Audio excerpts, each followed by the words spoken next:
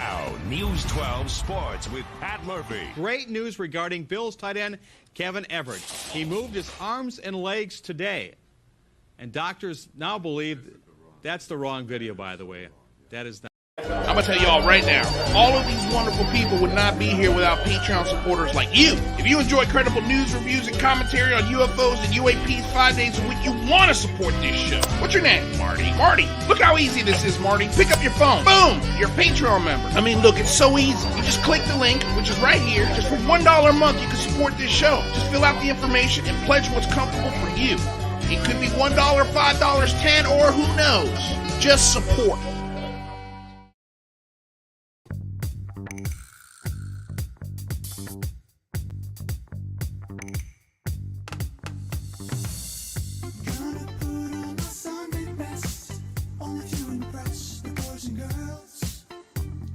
Hello, good morning, good evening, good day, good afternoon, and aloha. Welcome back to another episode of the Unidentified Celebrity Review. Your home for credible news, reviews, and commentary on everything UAP and UFO. My name's Luis Jimenez. Your first time here? Welcome. So happy you're here. If it's not, welcome. I am back. Happy you're back. I am back that you're happy. Whichever one you like. Before we get started, of course, want to say thank you. DOS Tapes, they provide all the tunes that you hear on the show. Their Bandcamp link is in the description below. Also, the show will be available on iTunes, Spotify, podcasts, wherever you find them. Leave us a rate and review. It goes a very long way. Truly appreciate it. Want to say thank you also to the Patreon members, super chatters, membership members out there, YouTube members out there, whatever you guys call yourselves. I don't know what you guys call yourselves. Anyway, thank you so much for contributing $1 or whatever it is you do contribute. We are a public access channel. We're supported by viewers like you, so thank you for the donations. If you can't donate, don't sweat about it. Don't sweat about it. We got your back. There's no paywall here. Everything is free. You can enjoy it at your leisure, so go for it. Want to say thank you to the moderators in the chat. Thank you for keeping it clean. Always a fun chat here. And want to say thank you to everyone who's here today. Thank you, guys. Everyone in the chat who's already here. And let's see who's here today. Let's see who's here. Who do we got? Case for Infinity, what's shaking? Fifi Barbara, Andrew Hillier, what's shaking? Gian Giampialo, Door to Nothingness, hello. Laura Campbell, J. Allen Heineken, Dr. Hongo, funny name. Kurzoni Teb, Matthew Wright, what's shaking, guys? Roger Davies, Space Cowboy, Catherine Splashington, hello, welcome. Craig T Music, so happy you guys are here. Let's see here, what else we got? I think that's pretty much everything. Of course, last thing, we got links. We got links for these beautiful people. Mr. Rather Be Squidding, Miss UFO Jane Kyle. Their links are in the description below. Go support their work. Hey, they've always got content coming out. Well, shake it, guys. How you doing? Thank you. Did you have a blast bringing forward? Was it so much fun? It's absolutely destroyed my entire honestly, what? Like I normally, okay, so I've always worked in the restaurant business, being an actor. Being up early was never really a necessity for me in my day. Don't have kids, things like that. But for the last year, I've been waking up consistently 6 a.m. every morning and pretty much getting right to work. And this has absolutely destroyed me. Like I'm now I'm waking up at 7 and I'm like, oh my God, it's 7 o'clock. I was supposed to start work an hour ago. It's messed me up. Yeah, the U.S. Senate, voted unanimously this will never happen again. I'm so sick of it. You think is that like for real? You think they voted? They voted. We were just talking about like gerrymandering, right? Not gerrymandering. That's where you like change the districts, but like packing, right? The UAP proposal with the daylight savings removal. That would have been genius. Yeah. So it's funny that this got announced right afterward. I swear this is a impactful channel with the policies. I'm scared about the next thing you're going to say or suggest. I mean, I feel like maybe we should make it Well, I mean, you said it's already been passed, but I was gonna say we can make it part of an initiative in the Big Fun Home 3.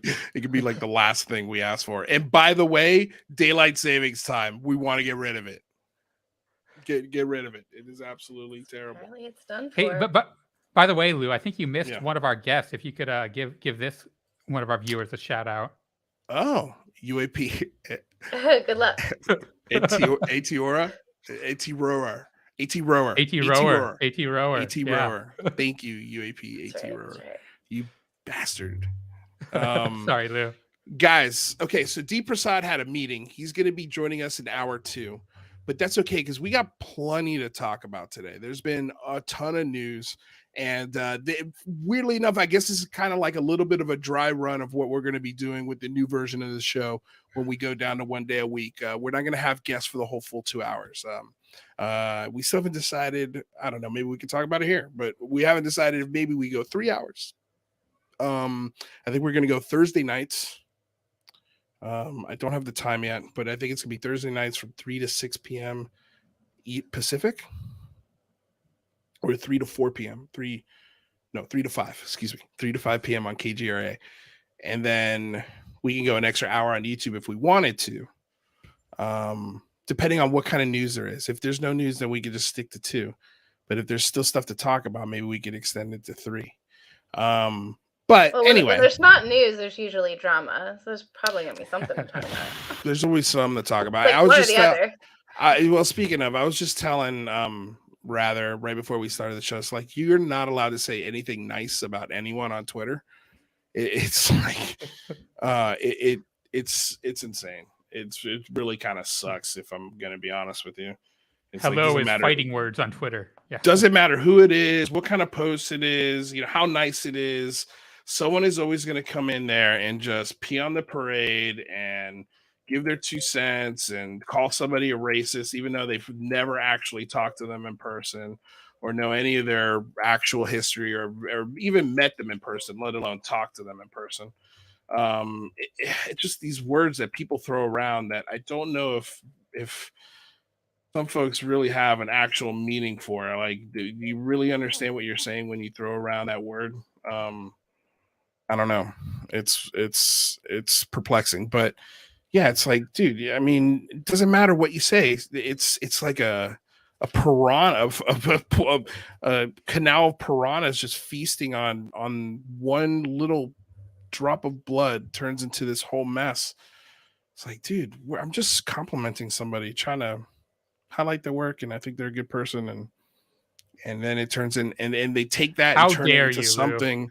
I know, and then they turn it into something that has nothing, absolutely nothing to do with what the original post was about at all. And then it'd be even worse, not even be specific about who you're talking about. Throw these like racist allegation grenades and then not even specify exactly who you're talking about. So then you have to defend yourself. Like, got to defend myself to a guy named Blake, calling me a racist. Like, it's hilarious. It's hilarious. But anyway, yeah, let's not concentrate on that bullshit. Let's talk about the really fun stuff. I guess we could start. Where do you guys want to start? We've got John Greenwald. We've got Deedeen Johnson reporting on Congress now has to have 4 classified committee meetings on UAP, and then we've got Mick West debunks the rotation in the gimbal video, and then we also got Stephen Greenstreet, whose birthday it was a couple days ago, but he also took some interesting photos in a park with a balloon, which was interesting. I mean, I look at it, I'm like, oh, you kind of look alike, but what do you guys want to go with first? Golly. Well, do we want to start off with bubble busting, or do we want to start off with more hopeful things? Yeah, I guess let's end hopeful, right? Right. So you just start off with the Stephen Greenstreet and Mick West. Sugar. Good call. Yeah, all right. Let's start with Mick West. So Mick West, I think. Okay, so there's let's just start with Rather. Rather, what did you think about it? Because I'm curious. Mick West put in a ton of effort and made this whole simulation and really put together a great video where you can visualize his theory, which is, I think is, really pretty definitive in my interpretation, but it, shows the jet tracking an unexplained object and how at the, bank and angle that the jet is going towards and, where the object is, how kind of exactly that FLIR pod would be changing its yaw and roll to keep that thing in its sights. And it was, the real crux of this is that right when that rotation happens is where the simulation shows that the object is kind of right in that dead zone of the FLIR targeting pod where it has to do some kind of somewhat crazy maneuvering to keep the thing in target. And that kind of weird maneuvering and the derotation that would make it so that the thing looks as if it has, ground on the bottom, pretty definitively, to me at least, shows that that's, that happens at the exact same time that the rotation of the glare happens. And, that and a couple other, little minor points that he makes really seems to kind of put the nail in the coffin to me that, it is the glare rotating. I know that there's going to be a lot of people who disagree with me and Vic in the chat. There might be a lot of people that disagree with you. I agree with you. But with that said, he also prefaced this explanation in this video with he's not taking the audio into account. So there's a fleet of them. But a fleet of them could mean drones, to be honest. Let's be clear. It could be. But I don't know. According to the pilots, it wasn't. He also prefaced it with it's an unknown. It's still an unknown. It's just a light that is being basically essentially blurring out what the actual object is. And I thought he did. I mean, it's funny. I didn't see a lot of people talking about this, and I know we're one of the few shows that don't even touch it with a 10-foot pole. But I think he did a fantastic job. I mean, I'm going to ask him to come on the show in the next couple of weeks, and we can really deep dive into it. But how can you argue with what he just did? It's a beautiful rendition, and if it was a rendition that I think that strengthened our argument, I think we'd be all over it and be patting him on the back and giving him, a standing ovation. I'm curious to know what Chris Lito thinks about it, and he will be on the show next week.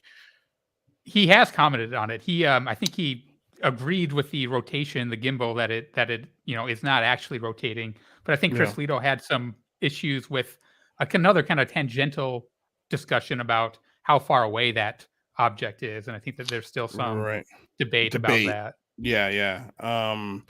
And that's fair. I mean, that's going to be, but again, if we had, which I think we do, another angle of this object, I mean, again, we're kind of under the knowledge. We just got to go with what we know. And we know that usually F-18 pilots, fighter pilots, don't fly by themselves. They usually fly in a squadron of some kind or have a wing partner of some kind. So to me, that tells me that there should be another object of this angle, which should be able to give us things like the exact distance, maybe even a clearer image of what's not being blurred out from that one angle. There's so many things that could be added as far as clarity is concerned to this this video. Yeah, like Dixon Whitesides is saying, just a full video, more video than the 30-second clip would tell us a lot. Absolutely. But just think about this. There's also a second set of pilots as well.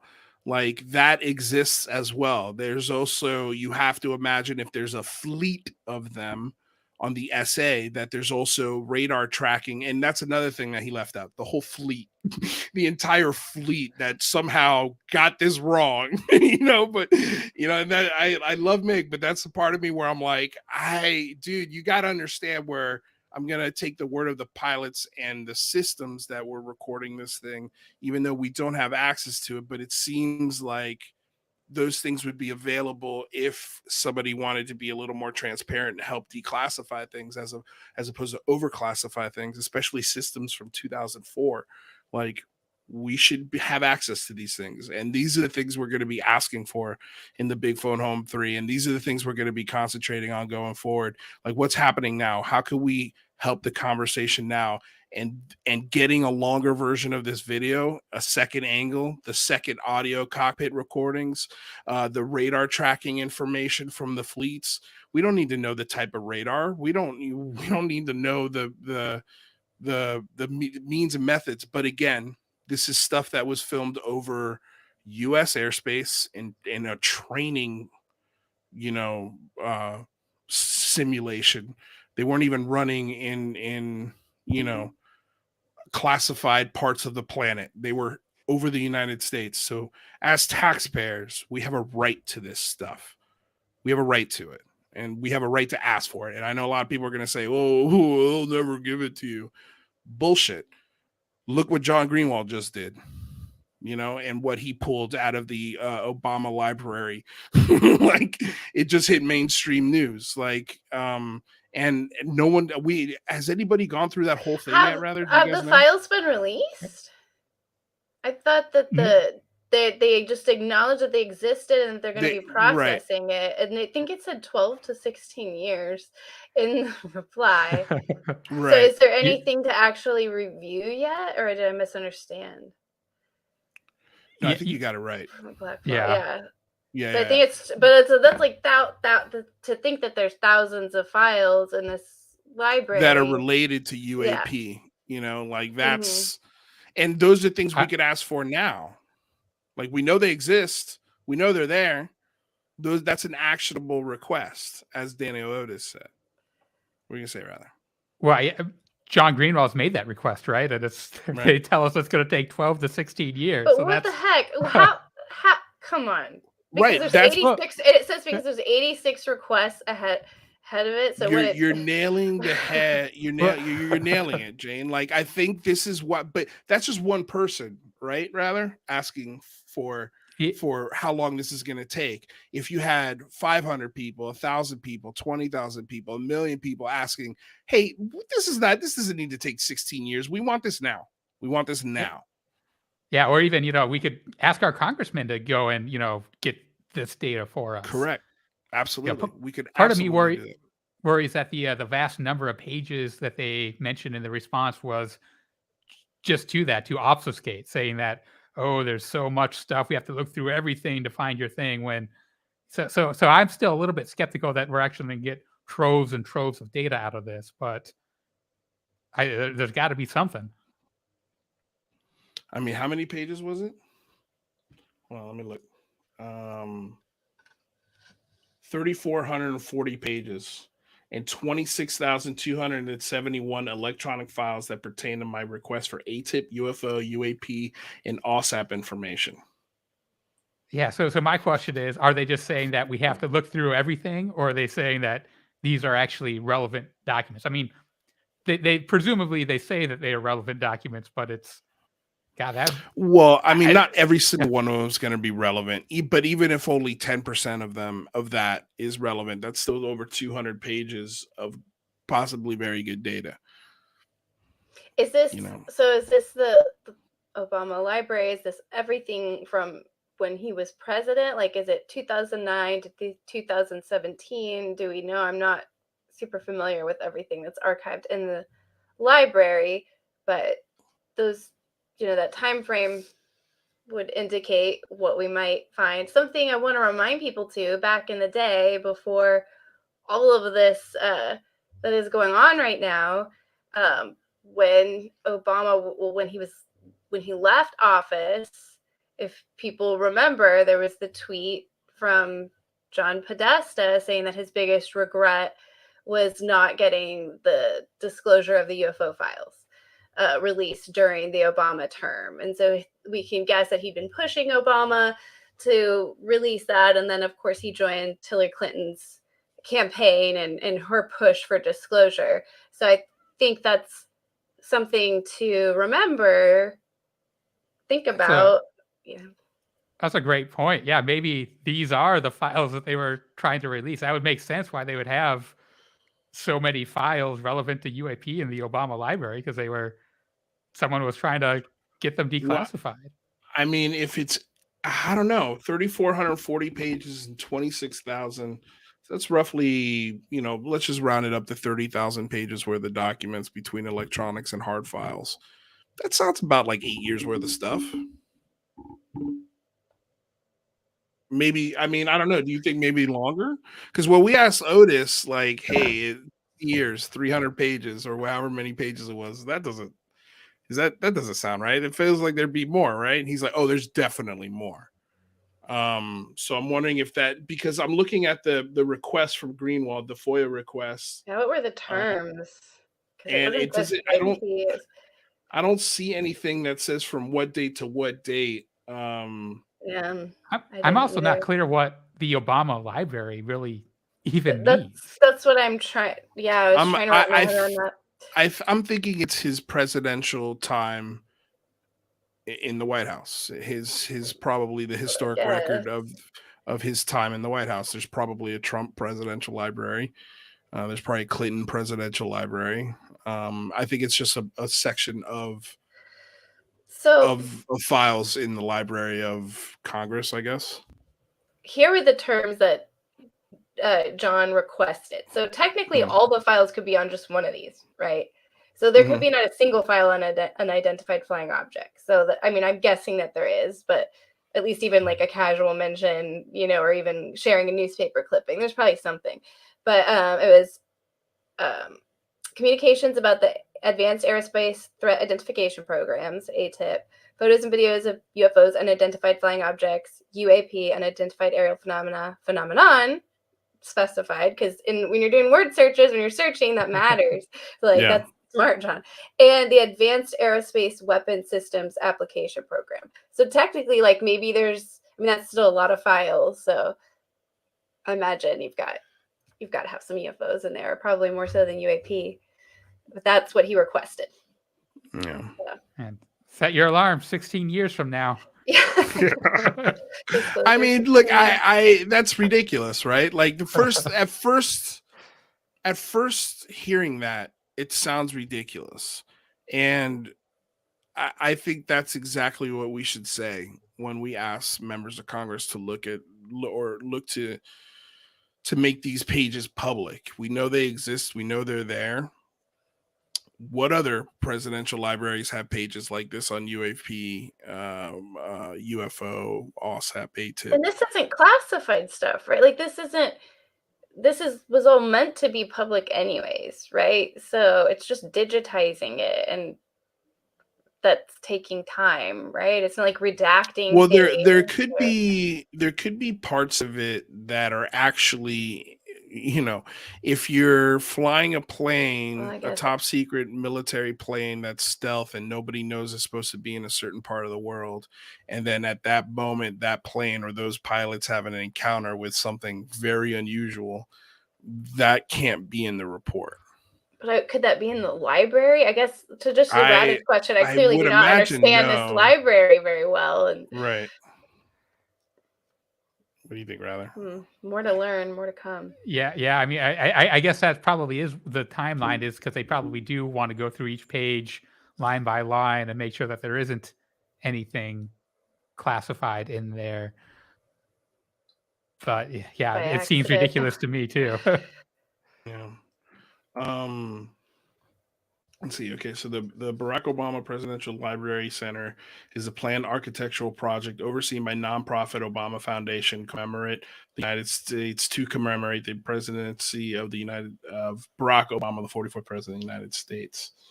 The library is administered by NRARA, which is a preserve hard copies of documents at a separate NARA facility. However, many will be loaned to the Presidential Center for display. The center will be located in Jackson Park on the south side of Chicago near the University of Chicago campus.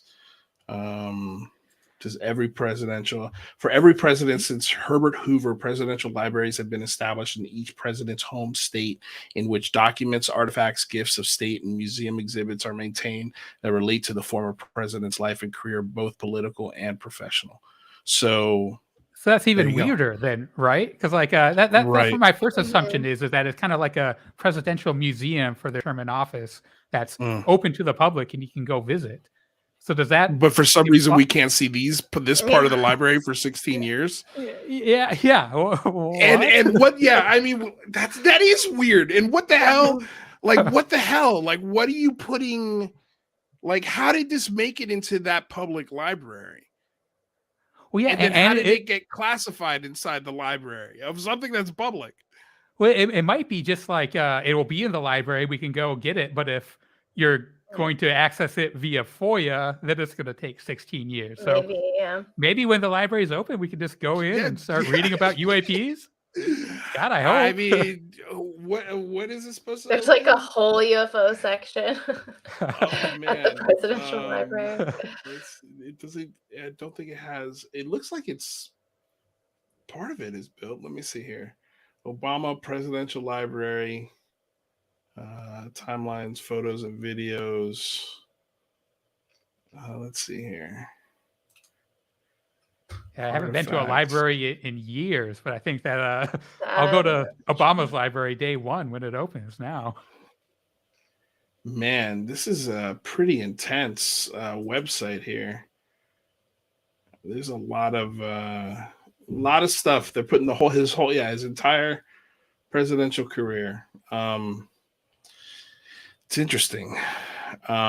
It's protected by the National Archives.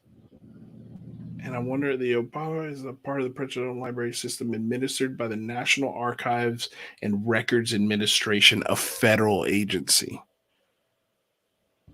So it's not. It's not like public park, you know. That's interesting. Yeah, I don't know. It's a federal agency. Questions as it's such a weird. Now that we're talking about it. It's such a weird, it is a very strange sort of set of circumstances. Yeah. And how many files and pages total are there in the library, right? Like, right.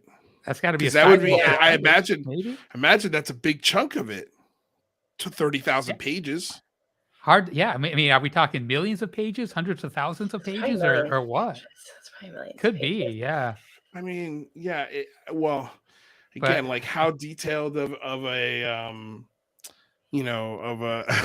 like. I mean, it has to be millions because if there's 30,000 just on, but I mean, but how many advanced space? I'm just trying to think. I guess it would have definitely every public known thing that he talked about in there, every meeting, every visit to a school, every press conference. But I mean, I don't know about the how much of it of like saying capturing Saddam Hussein is in there. Like I'm sure a lot of that is probably his announcement. I'm sure is in there for sure. Interesting. Have we been getting any good questions on this? I haven't been paying attention to the chat. Sorry, guys.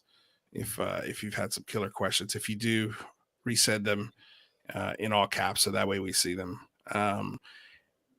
Yeah, I mean, all right. So let's move on to the next thing. So we got Mick West, right? Oh, well, I do want to say one thing. Yeah. I didn't quite comment on the Mick West thing. I do think his theory is really compelling about the glare. I think he did a really good job at showing it.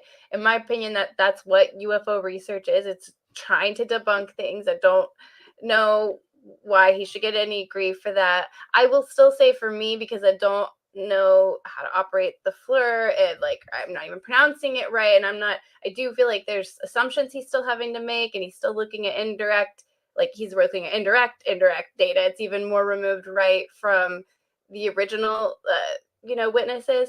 So I think that there is, I can't tell if it's just a recreation or if he's actually proving the coincidence with the rotation and the glare or not. That's just kind of my only thing. But I think it was a compelling theory that he presented pretty well. But it's like if I presented that theory the same way, I think people would say, yeah, good job, Jane, too. But it's like, but why trust me to know how glare works and do the math and understand all the all the sensors, and so there's that question kind of always comes up. So I think Chris Letta, I guess that's interesting that he also agrees with the rotation theory. That adds, I think, some weight to what Mick said. But anyways, that's my thought. Yeah, but I mean, I think it also kind of highlights like the pilot made a mistake. He confused the rotating camera for the object rotating in real time, which is right. I think understandable for any human to make that quick mistake. But it just does show, hey, look, these guys can make mistakes even with the best equipment in front of them. What are you gonna say, Ryler? Well, yeah, I mean, that was another interesting part of Mick's video, is that he kind of addressed that and showed, based on the field of vision of that video and the zoom level, the actual size that it would be if it was, looking at it with your eyeballs, and it's, just a speck, if even visible. So, the pilot was almost certainly looking at that same video screen when, he said it was rotating. Right. UAP AT Roarer. Got it. UAP AT Roarer. Says, is Deep joining today, please? Yes, he will be. He's going to be here at 5:00. He had to take a meeting. He's a CEO. He's a busy guy. So he'll be here at 5, hour 2. So yes, to answer that question. And then Sonic Gravity asks, why do men have nipples? This is an age-old question, right? I don't know. Ask Deep. The relevant questions. We'll ask Deep and see if he can. Maybe they have quantum computing around it. Oh man. Yeah, I think that's a good. Why do men have nipples? I mean, you would think at some point in the evolutionary scale there was a purpose for those. Who knows? What is it like in the animal kingdom? Men would look weird. Well, gorillas have nipples. What about like dogs? And I'm trying to think of my dogs. I know females right now. Yeah, females have nipples. I don't think male dogs have nipples. It's kind of interesting if it's like a humanoid ape thing, though. Yeah. We don't see it in other creatures. No, that's a good point. I'm trying to think of.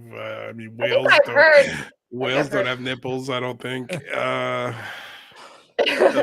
mean, I don't know if you look at, unless it's like a blue whale. They've got I'm surprised. Whales gotta have nipples, right? They're well, mammals. Female whales, right? Yeah, mammals. I can't picture that at all. yeah, I can't either.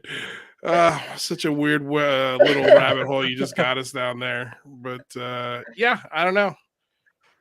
Greer has 100 nipples according to Oh my goodness. All right. Okay, what else can we talk about? They're gonna look wild today. They're gonna be all over the place. Let's see here. What else did I send a link on, you guys? I'm missing one. Yeah, the Stephen Greenstreet. Oh, that's right. That's right. Stephen Greenstreet. Okay, so let me pull by the way, both male and female dogs have nipples. So this is a universal mystery. Okay. All right. There you go. Just to clear that up. Well, I appreciate you. I would have worried about that all day. If you I want to spread, wrong information on this channel. My goodness, so damn funny. All right, hold on a second. I'm just pulling up this link.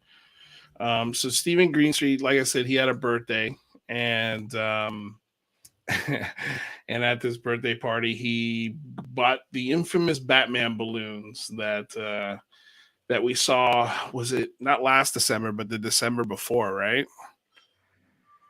Or November was last. It wasn't last November, but it was. Yeah, it's been over a year. It's been over a year that video has been, or that picture has been in the public sector. But so Stephen Street had a birthday. I'm gonna share his tweet here.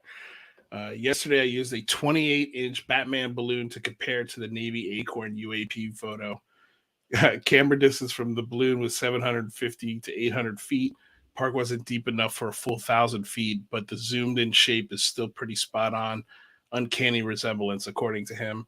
The thing that I find hilarious about this is that this is his birthday. This is what he's doing on his birthday, you guys. Like, oh my goodness. Happy birthday, Steven. Happy birthday, Steven. I mean, I cannot imagine if this was the request that put into his wife, babe, I want you to get me 3 of these specific Batman balloons, and I want to go to the park and I want to take some pictures for my birthday. Because this is probably the only day that he could make a request like this and she'd be like, all right, you idiot, let's go. But it's hilarious. I fucking love it. I think it's hilarious. So in this picture you can't really see, but Steven's way back here. I don't know if you can see my pointer. Let me see if I can zoom in on this. Yeah, I can. Cool. So you see there's Steven or somebody standing with the balloons there. And then that little dot there is the balloon. So that's 800 feet away, roughly. And then this is it zoomed in and cropped.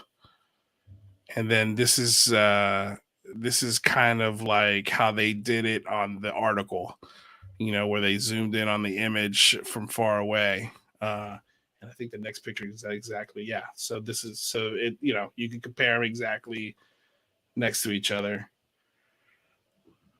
What do you think, Jane? Well, I mean, it would have helped if he'd gone up in a plane and tried to, recreate the same thing. It was a little more impressive, a little bit harder to do. The context is everything. Right. A still image alone is nothing, though. It really is nothing. And not just this image, but the other images, from Mystery Wire. There was the halo, and then what was the other one? I'm having trouble remembering. There were 3 though. None of them by themselves. Now, there's things that I would document on my site too. I really document anything I find interesting, really, to learn more. So I think they're fair things to look at, but none of those still images, when those were released, really blew my socks off. Those are images I've seen for years and years and years. Anytime you see something asymmetrical like that, or that's not quite asymmetrical, but oddly shaped, it's often a balloon. Balloons cause the wildest, fanciful theories, when they get photographed. So, but context is everything, and I think, as well with the gimbal, we're just kind of back to the situation where we're recreating under certain assumptions. But I think it's hilarious, and I think it's good UFO journalism. You have to know what's up there and what it looks like if you're going to then start speculating that things are aliens. So it's just part of it. I mean, this is sort of the counter argument to this just being a regular Party City balloon, and that is, the Acorn, the Batman balloon, was at 30 to 35,000 feet, where the temperature ranges -40 to -70. Foil Party quality helium balloons shrink and resist floating as it gets colder than 32 degrees. Really high. They can get really high. I mean, I want to say they can get as high as 30,000 feet. But it's pretty intact and at that point. Yeah, it is interesting because going high in the atmosphere would cause the balloon to expand with a lower pressure, but then the colder temperature would cause it to contract.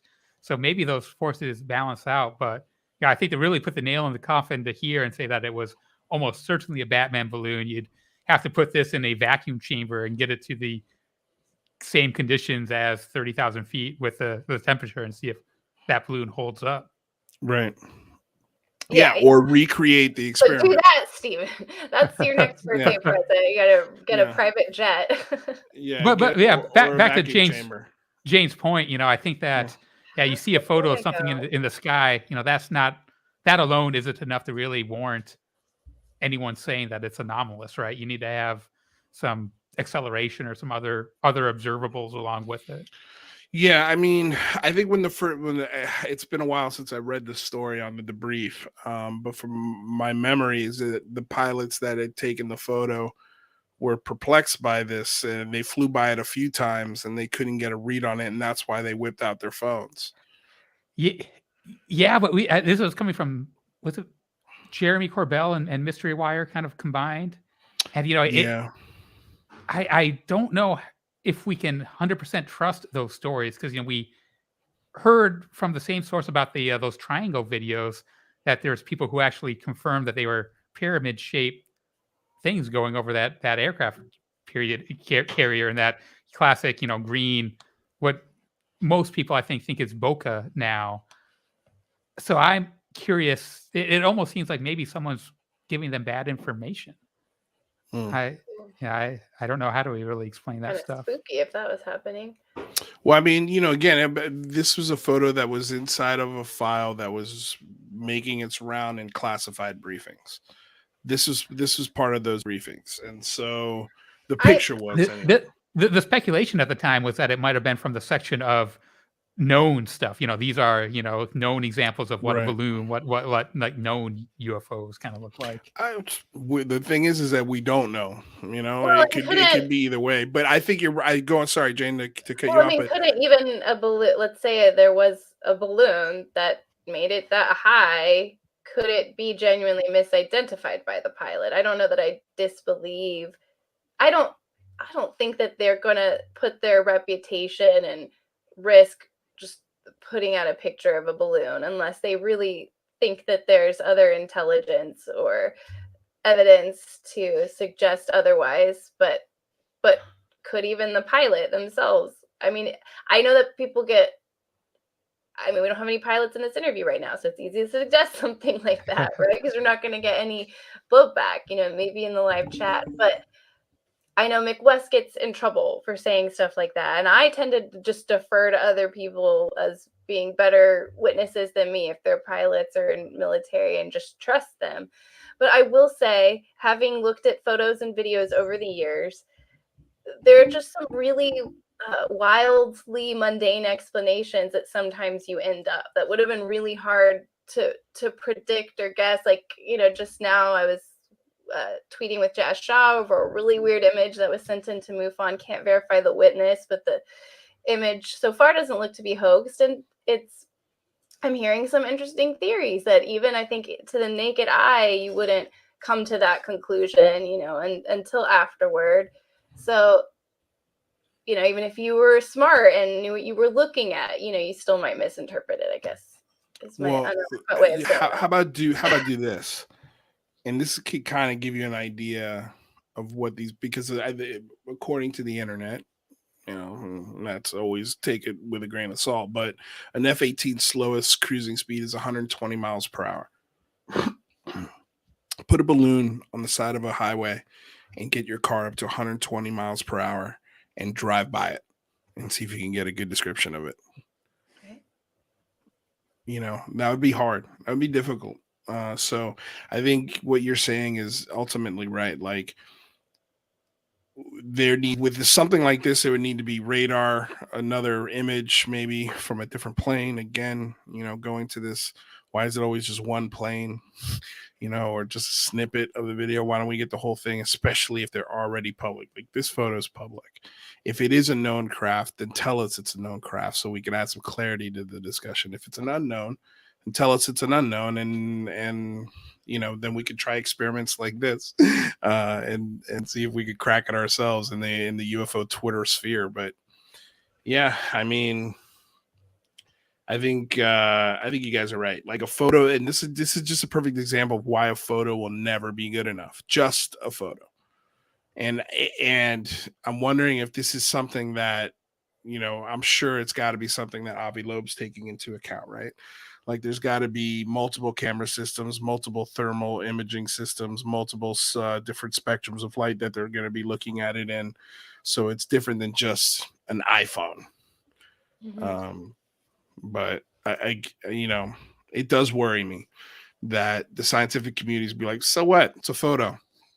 Who cares? Not really thinking about what goes into this photo or what's behind it, or maybe a scientific paper that's written to back it up. I don't know. And is there any other field, and this is rightful, like, I'm not saying that it's not wrong, because it's a new emerging field, but what other field do we scrutinize so much? I mean, I get it, it's an emerging field, so it has to be scrutinized, right? But I think there's an overcorrection though that also could happen, right? Where you almost get like overly critical or overly skeptical. And I think we take for granted how much of our shared constructive reality are based on just trusting each other, and are like a lot of things we believe we wouldn't believe anymore if we were as critical about it as we were with UFOs. So like, well, I think I don't know. I think I'll push back a little bit and say that they still very heatedly debate gravity and dark matter. That's kind of what I'm getting at. Yeah. Mm-hmm. And like there's always everything is always on the murder board, and until it survives the murder board, it's not fact. Yeah. And so that's what we have to do with this, because unfortunately we've just been pushed into this hole, like, or into this corner, really, of like we want I think to believe, but we're not gonna until we get the actual proof for it. And experiences be damned, or sightings be damned, whatever your personal experience is. For us to convince the rest of the world, we need something better than that. And that's out of Lou Elizondo's mouth. So if you want to get mad at me, get mad at him as well. Yeah, say if you wanted to compare it to another, scientific field, something like diet might be a good example where, is coffee good for you? Is coffee bad for you? We're hearing eggs one year are great. Yeah. Bacon is bad one year, and then it's great for you. It's like, make up your mind. And the truth might be it's, very individual on the individual case, the person and the specific, thing. And, ufology might be kind of the same. I'd put ufology more in, and also too, diet's a great example. I'm trying to think of an example that's even vaguer than that, more in like kind of psychological realities, right? Like, and I can't even think of a great example, but a social media meme, or like kind of a feeling that we all have, or I don't know. I'll think of a better example, but I think it's in that bucket, that very vague bucket. There's a lot of just things that we all just kind of take for granted as a society and just accept as real based on our shared experiences, that really don't have like this scientific like history behind it, if that makes sense. And we just take it for granted because we just trust each other and all our experiences, but we don't with the grays, we don't with UFOs, right? It's like, well, if I haven't seen a gray, it's not real. But there's lots of things where like, but you've had that experience, so I trust it's real. Right. So it's funky. Yeah. Well, it it got me to thinking, like, and I mean, maybe something we can ask Lou, but it, when I saw Mick's video, of course, you get those sort of gut checks where you're like, oh man, what am I looking at? Why am I, makes you second guess this stuff. But it wouldn't.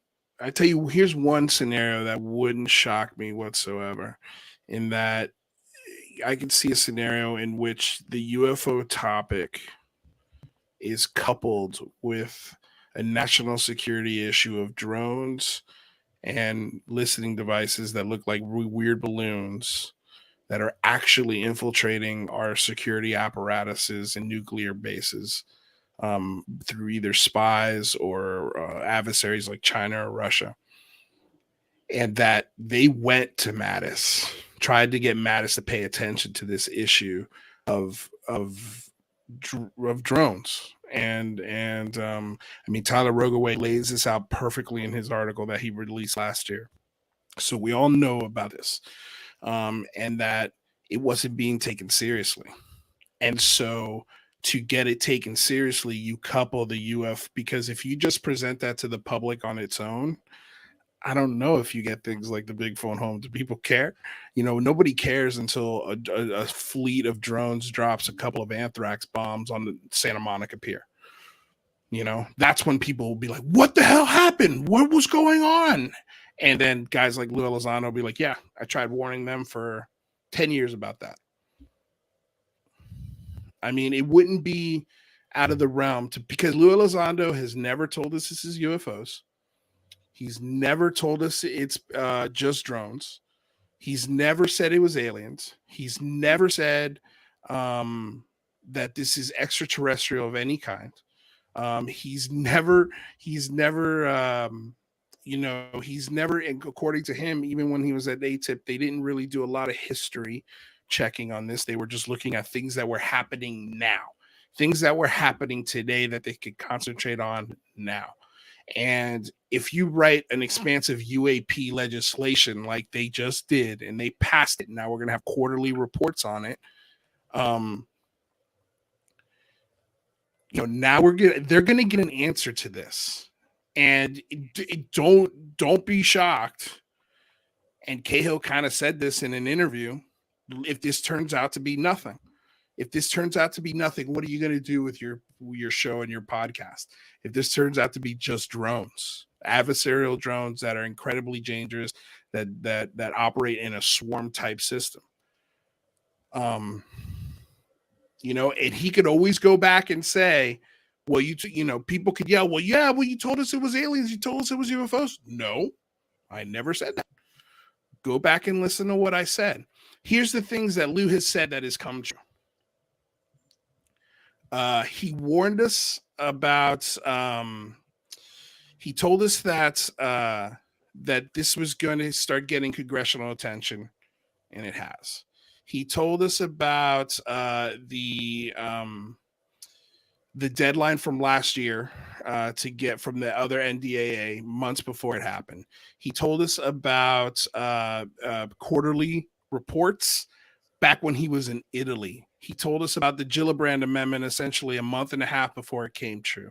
All of these things are the things that he's been talking about. And now he's talking about congressional hearings. He's talking about congressional hearings now. I think we're going to get congressional hearings this year, public congressional hearings. He's also talking about, he said yesterday on Martin Willis's show, amnesty, a 6 month to 1 year amnesty for service members to come forward and give as much information as they want to talk about voluntarily. And after that year of amnesty, if you haven't come forward, you could be legally, prosecuted. That's something that he said he would, if he was in charge, he would do. But this idea of amnesty is something that I think is important to him. It's important to Mellon, but they're never talking about Roswell. They're never talking about metamaterials or crash materials or alien bodies or what it is. They just give you these sort of esoteric explanations when those questions are asked, like what could we be dealing with? The monsters under the surface of the water kind of thing, these grander ways of thinking. And I think that even if that was the scenario, there's part of this discussion that is still the diamond in the rough scenario. I'm not even if it turns out to be drones, that could still be part of the discussion. Hey, it's drones, it's this, it's that. And we also have this very unexplainable, very curious thing that we cannot figure out. And one thing he's right and has been true to his word the whole time. Like if that's the scenario that plays out. Here, I have this 2018 article so if you can recall, I listened to Lou Elizondo, I guess it's 2018 UFO Congress. He gave this really big speech and people were really into it. And I did an article, and then as you recall, I stopped listening to Lou Elizondo. So this was like what he said back then, which was the goal of releasing UFO videos. This is my bullet point summary, is to create an unclassified database of UFOs for the public. So makes sense, but maybe that's just unclassified of all technology across the planet, because we just want to see all of it. And maybe that's the real aim. UFOs are real and are not man-made. I think he did say that, but I summarized that he hesitated to call them extraterrestrial alien because they could come from the space in between versus outer space. He definitely said some provocative things early on that was the spark, right, that got everybody excited and moving in this direction. And then this is also really clear. UFO footage that is released, this is what he said back in 2018. UFO footage that is released is cleared and edited by the Department of Defense before it's released to the public. I mean, we know that. And the government will never release classified information, but it may downgrade classified information. So based on us asking for it, right? Anyways, that's what he said back in 2018. Doesn't seem like much has changed. You know, Well, since John Hudson says, actually, on UFO Garage, Lou specifically spoke about Roswell only after he was asked. And then Swanson P said he literally said something extraordinary happened on Roswell. That does not mean alien. Yeah. That does not mean alien. Even if it's a highly classified weather balloon that crashed in the middle of a farmer's property, that's an extraordinary event. It's an extraordinary event. It just depends on what definition and what perspective you're looking at it from. Just because he said it was extraordinary does not mean it's an alien. Isn't that more deceptive that, like, if he doesn't know anything about Roswell and he's not been briefed and isn't that more deceptive then to be like, there's something extraordinary, but really I just mean it was a weather balloon? So I would be I think that would make me question him more if he's been, but I will say he's a man of hyperbole. That's one thing I know about Lou. I think that's fair. And I think what's also fair is that he knows he's going to get these questions about Roswell. He gets them over and over and over and over and over again. And every time he's like, most times he answers, when he does answer about Roswell, he's like, we never looked into it. I thought never it was looked into Roswell. Like feelings about it. That's what I think. I think they're personal feelings about what may or may not have happened, but he's never definitively stuck a flag in the sand saying this is where I stand on Roswell. He's been very ambiguous about it, and he doesn't want to talk about it. And the reason why he doesn't want to talk about it is the same reason he said on Kurt John Mungle show. It doesn't matter. It doesn't matter. It's not something that a senator is going to look at today. They do not care about Roswell. They do not care about the 60 years of UAP and UFO information that has been hidden or whatever you want to call it by our federal government. They do not care. What they care about are military bases that are being visited by these things, in some cases messing with the new nuclear capabilities. That's what they're concerned about. That's something that's going to catch the attention of a senator. Talking about what's happening today, that's what he's been begging everybody to do. And we keep going back to Roswell. We keep going back to the abductions and the alien stuff. And they do not, you have to listen to what he's saying. They do not give a shit about Roswell, about any case. It does not matter. They do not care. They've said it over and over and over again. And the only reason I think he even entertains this is because either A, people aren't listening, or B, it's just, hey, let me give him something so they just stop asking the question. And if you say, yeah, no, something extraordinary happened at Roswell, that's absolute fact. It's a very ambiguous statement. You can take that any way you want. He'll never admit to bodies. He'll never admit to a crash. I think asking him the question is a waste of time. And that's not me saying it. That's him saying it. Him and Cahill. They're like done with the alien iconography, the big eyes, the UFO images. They don't want anything to do with any of that stuff. Get that through your head. They don't care about the esoteric or any of that stuff. What can we present to a senator? What can we do to change the conversation? That's what they're doing. That's what they're primarily focused on. I mean, the problem with this is that it's never going to go away. And so it will only increase the division and the schism and the intensity on UFO Twitter and all these places, the more that we separate out the communities. Because what you have the OG disclosure group, the reason that we're all here. And then you have the New York Times 2017, let's start from scratch, pretend like nothing happened before. And they're both going to continue to exist alongside each other, whether or not the other one wants them to or not.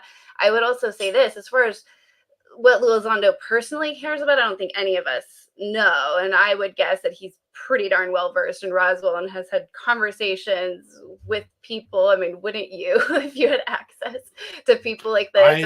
I don't know, because he'd never seen Close Encounters of the Third Kind. If you're really into this topic, you have not seen that movie. He's taken a picture at the Devil's Tower, and he has seen it recently, and he recommended to watch it. And that's all about UFO history. It's all about the cover up. That's all about, is it government or is it aliens covering it up? I don't think you say go watch that movie if you're not versed in this stuff. So I think there's the public Luis Elizondo with his public mission, and I think he's capable of compartmentalizing because he's a counterintelligence. He's going to be better at compartmentalizing than you or me or most people here in the live chat. And so I think separating out personality from whether or not I just don't think that we know these people, and we want to believe that we know them just as much as we want to believe, and we don't. And all that we know is that they have had a mission from the beginning, and that's how we were introduced to them, was the start of their mission. It's not like we all met each other, in school and we're hanging out, and then we're friends with Luis Elizondo, and then we saw him go start ATIP. That's not how we were introduced. So people need to remember that and not forget that, and not get attached. Don't get attached. What I would say also is pay attention to exactly the things that they've accomplished, the things that they're proud of. Actions. And the things that they're proud of are obviously the 3 videos, the New York Times, getting it out into the open, making people aware of the conversation, getting into publications like the New Yorker, GQ magazine, 60 Minutes, things like that, getting the conversation going on a public level in a serious way. Then the legislative aspect of it, which took 3 to 4 years of really getting that in motion, doing the grunt work behind the scenes with senators and congressmen, having private briefings, trying to get this conversation taken more seriously, and boom, here we are. We got a UAP report last summer that wasn't earth-shattering, but it was more than what we've gotten from them in a long time. And then we now have the Gillibrand Amendment, and now it's been improved upon as far as getting congressmen and senators in the proper committees up to speed in classified settings on what the hell's going on. And that is what is informing them to publicly speak about it and publicly get more money, get more funding, get more attention to it. So those are the things that he's accomplished. Those are the things that he's focused on. Everything outside of that, I think, and it's speculation, he does not care about. He really doesn't. He's got so many other things to do. Yeah. And we got Deep waiting in the wings. Oh, so we're going to bring him on in a second. But what's your final thought, Jane? Oh, well, I'll just say the only other thing, I completely agree. Like, actions speak louder than words. And I've been a pretty skeptic about Luis Elizondo. And to date, I haven't found any reason to jump off the bandwagon or just seriously distrust him or anything. But I will say there's another thing that he's accomplished, where he's really, some people could say he's united UFO Twitter. Some people could say that he's been part of dividing it. He has participated in drama. I wouldn't participate if I had that important of a mission. So that surprised me. And that is wondering is what is the intention of that, and is it that's something to consider, because I think is there. I mean, to me, it comes from a place of self-defense, a lot of it, and it just shows you that he's human and that this stuff does bother him. And I've been guilty of this too, where people harp on you or they pick on you or they're talking smack about you. And it's like, hey man, damn, look, I'm trying to do but look at the good I've been trying to do. Look what we're trying to accomplish here. And you want to talk about what? And so part of me sympathizes with that, but I agree. He has to be better than me. I don't know how he has the time. I don't know how he has the time to understand all of it. Like I think Yeah. does he have somebody that's explaining these things to him, and then he's like, I really genuinely do not comprehend it. I don't know how he can have the time to understand it all with all that he's doing. And like, that's what I'm saying. I think that's why you look at his accomplishments, and that's what he's focused on. Like, just look at what he's done, and I think that shows you exactly what he's spending his time on. But he has to have a Twitter assistant. There's just got to be some well, help. you know, he does have a wife that books his shows. So yeah, let us bring on our guest for the day. We're doing things backwards today. We have the guest in the second hour, and I can't wait to talk to this guy. He was on part of the Big Phone Home One. Happy that he's finally come back. It's been too long. And that is CEO of Quantum Generative Materials, scientist and researcher Deep Prasad. He is here to talk about his research of quantum technologies and how it can help in the search for extraterrestrial life. Mr. Prasad, my friend, welcome, man. It's been a long time. How are you doing? Hey, Lou. Absolute pleasure. Thanks for having me on. It's been a long time, and always a big fan of your work. Same with actually everybody here, rather Jane. Yeah. Dude, I appreciate you being here. So I guess what's up with Deep Prasad these days? What have you been working on, man? Let's start there. I'm excited for you to share sort of the things that you're excited about.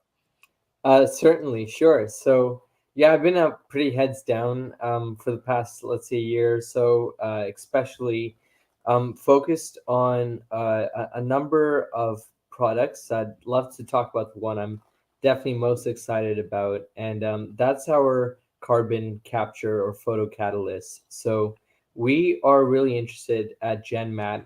Our mission is to decarbonize the world's energy infrastructure. That's our current, near-term objective. And when we say decarbonizing the world's energy infrastructure, we have a number of different ways that we plan on doing that. So when I talk about products, each one is a different way of decarbonizing the energy infrastructure. So the main product, that I'm really excited about currently, that we've been making a lot of progress on, is the ability to improve photocatalyst and improve their photoconversion efficiency. So I just came back from a trip from Toronto, where our lab is, where we synthesized what's currently the world's state-of-the-art highest or most efficient photocatalyst.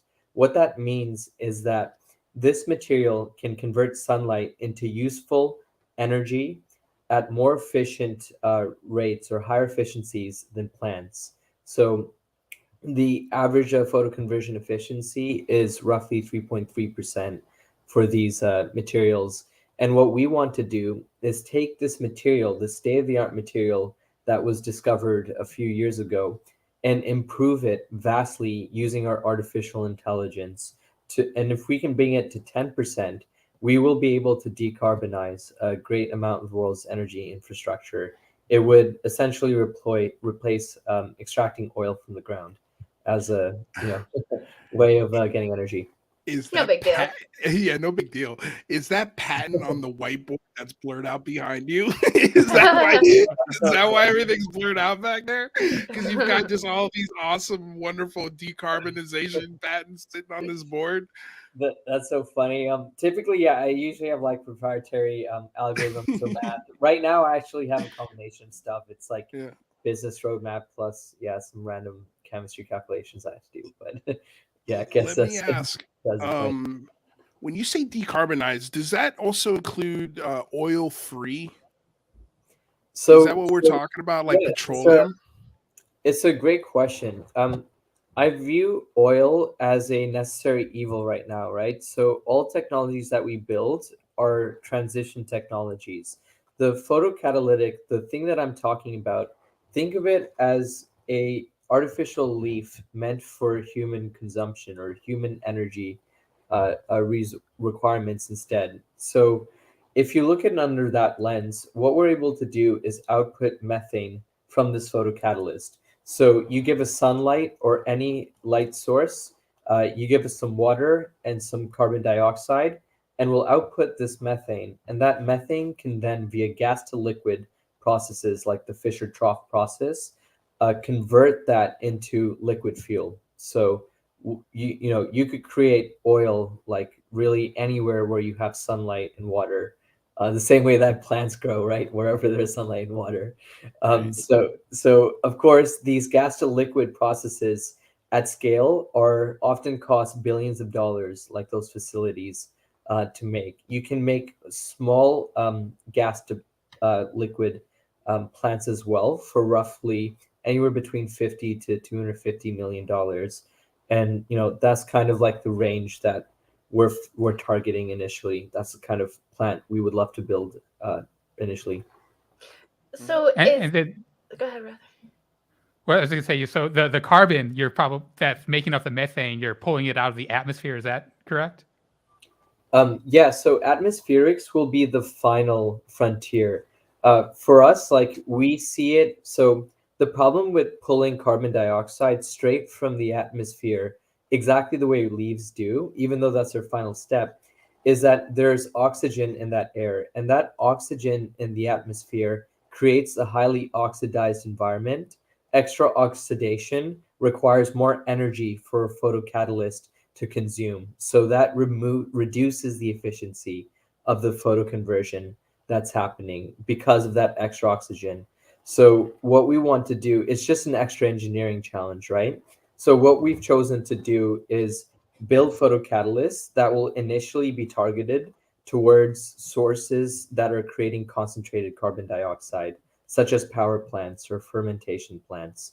These are ideal places, where we would go first, because that's where you have, a lot less oxygen. It's all carbon dioxide, so slightly more efficient and easier. But eventually, atmospherics is the frontier, because then you can have like massive fields and fields, right, of these power generators, these giant oil generators, if you will. But Lou, like, of course, like, I don't dream of a world that's fueled by oil. I only am doing this because, as we've all seen, we're still dependent on it. No matter how quickly we want to transition, all of the infrastructure this planet. Well, yeah, I mean, I'm thinking of like based on oil, so. Pens, microphones, Exactly, cameras, the derivatives your of oil. shoes, all sorts of things that need oil to be made. For now, But Jane, you were gonna say something. What do you got? Oh, well, I'm just wondering about how the quantum science applies to that. So is it because you modeled after a plant which has those tiny realities going on, and so you hacked it and are able to do it more efficiently? Like how does the quantum science relate to that? Absolutely, that's a great question. So our plant is like the final step, right, in the process. What we're currently doing is synthesizing the materials and finding better versions of it that plant will be made of, right? That large scale power production plant. And so finding that material, the one that scales economically, that costs that costs just right enough, right, that you can actually profit off of it, over, let's say, a 3-year or 5-year timeline. That's the goal, finding a catalyst with the right photoconversion efficiency. And so we've found that roughly a 10% photoconversion efficiency would be what it would take to get to a plant that would have a roughly 3-year ROI on it. So after 3 years, you're just making pure profit. So the cost of the plant, you're making more than that than it costs to make that power plant. And like, you're literally just taking energy, right? Ideally from the sun or some other point source. So where the quantum computing comes in, though, is in finding that material, because finding a better photocatalyst is something that is beyond, let's say, like the human brain right now, intuitively.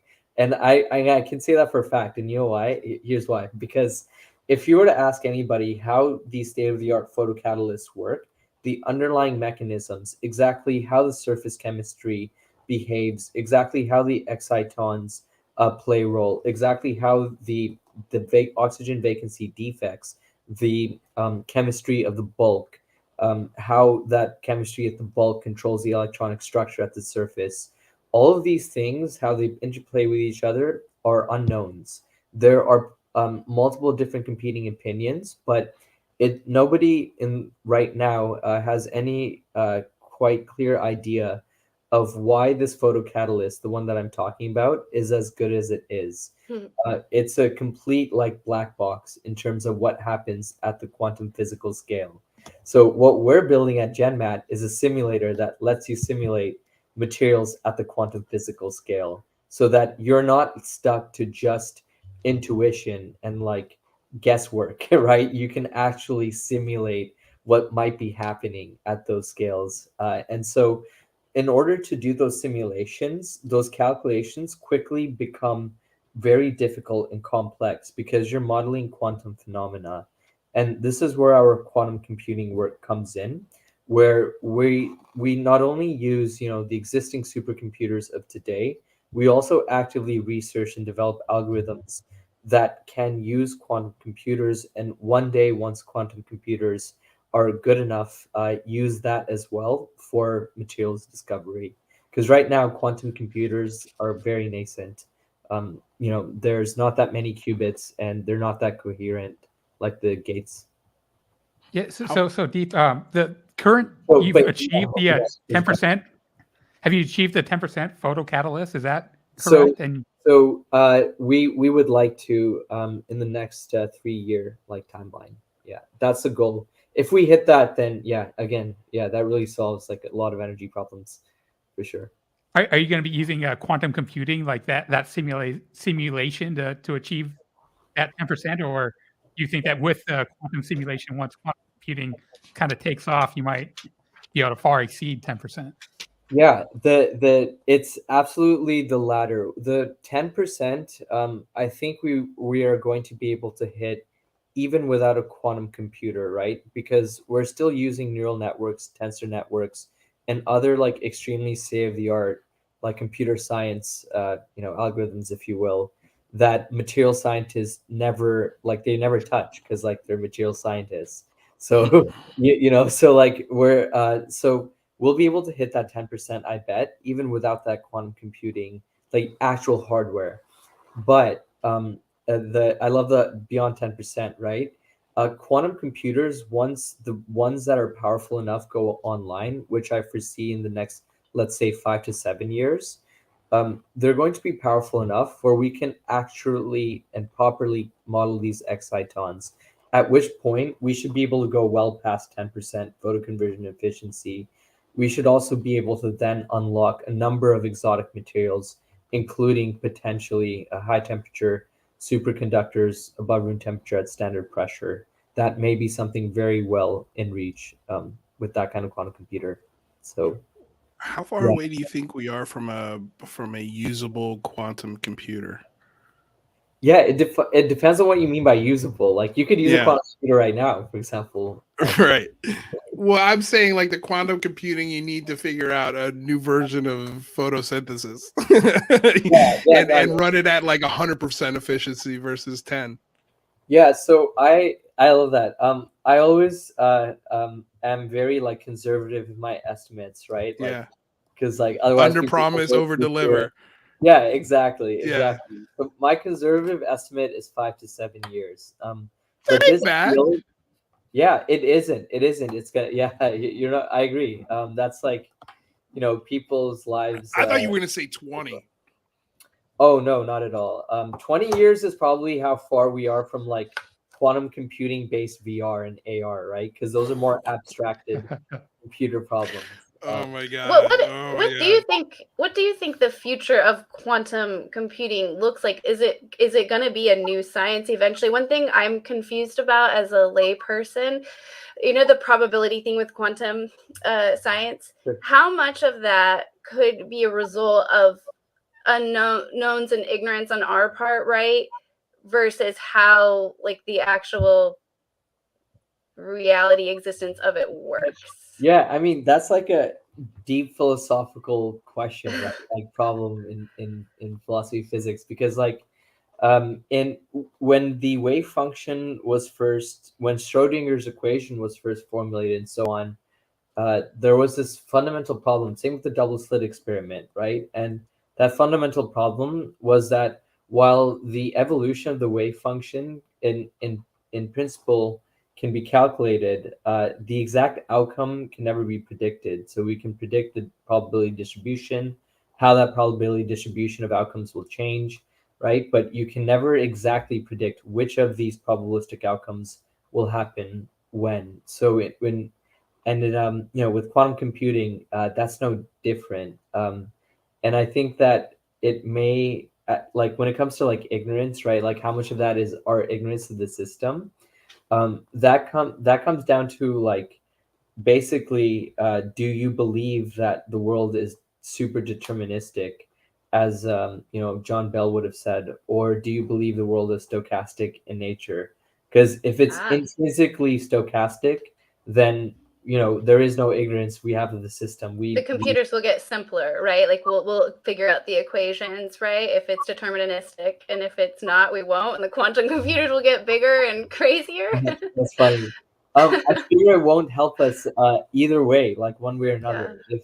Because we're only it's strange, right? So like I'll give you an example. This should really elucidate it. We live in a like world and a scenario where you have universal computing. You can create universal computation, like systems that are capable of universal computation. And what do I mean by that? In this case, like just like a very basic idea or analogy is the following. So if you were to play Sims, imagine if you walked into some room that you made, right, in Sims. I love Sims. Yeah. Perfect. And your Sim character has managed to build a fully functioning computer with its own RAM, its own GPU and CPU and all of the things that a computer needs. And it's running its own simulations. It's able to run its own programs within that computer. Wouldn't that boggle your mind that how is this able to do that? But that's what we are doing. Every time we build a quantum computer or any universal computer, that's exactly what's happening. So for some reason, we live in a universe that allows us to build these universal computers. Go figure. Yeah, That's so crazy.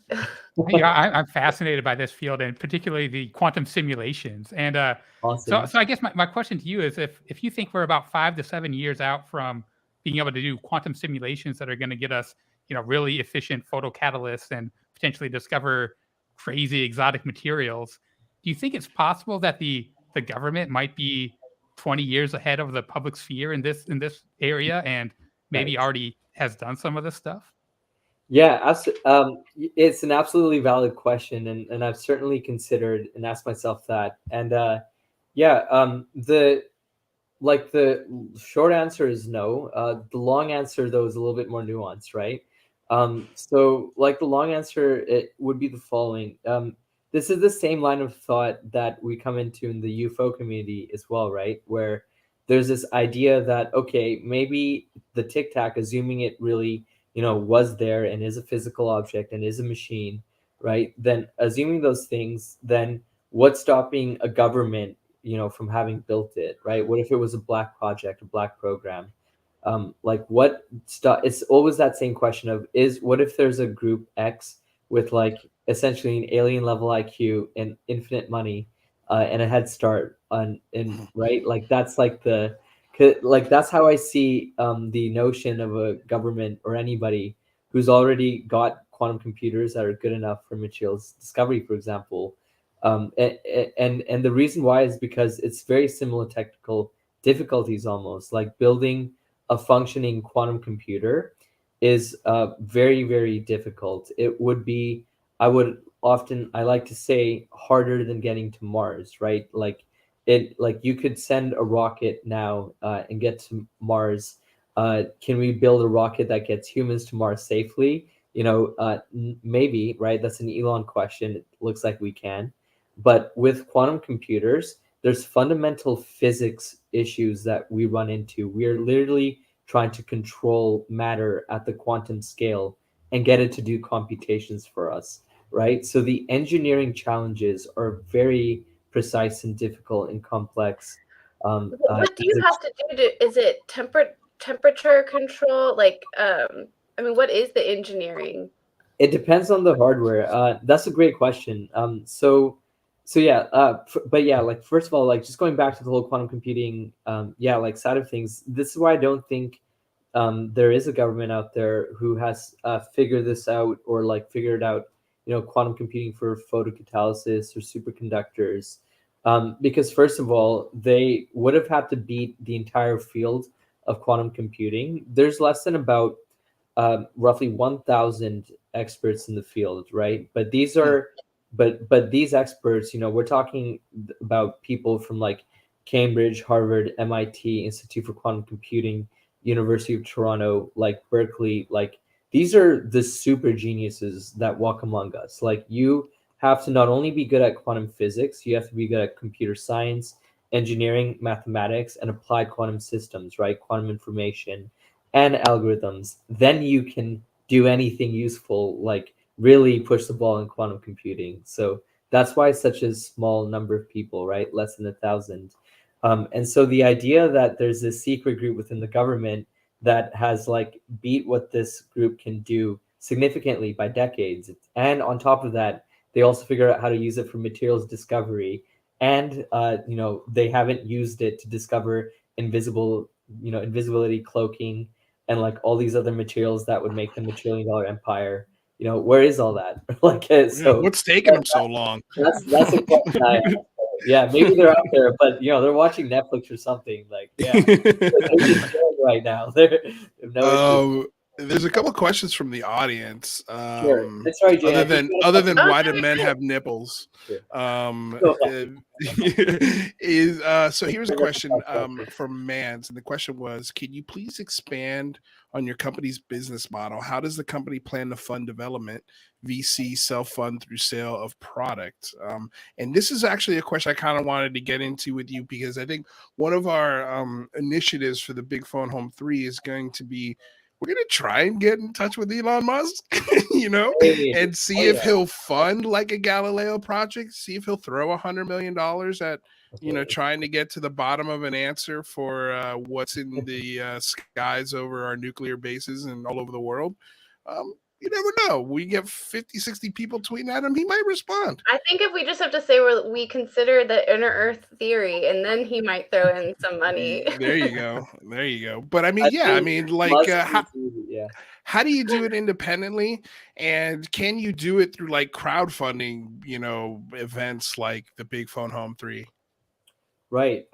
You can certainly do both, right? Independent crowdfunding is always more difficult. Anything that's grassroots is harder to scale, right? As you are intimately aware of.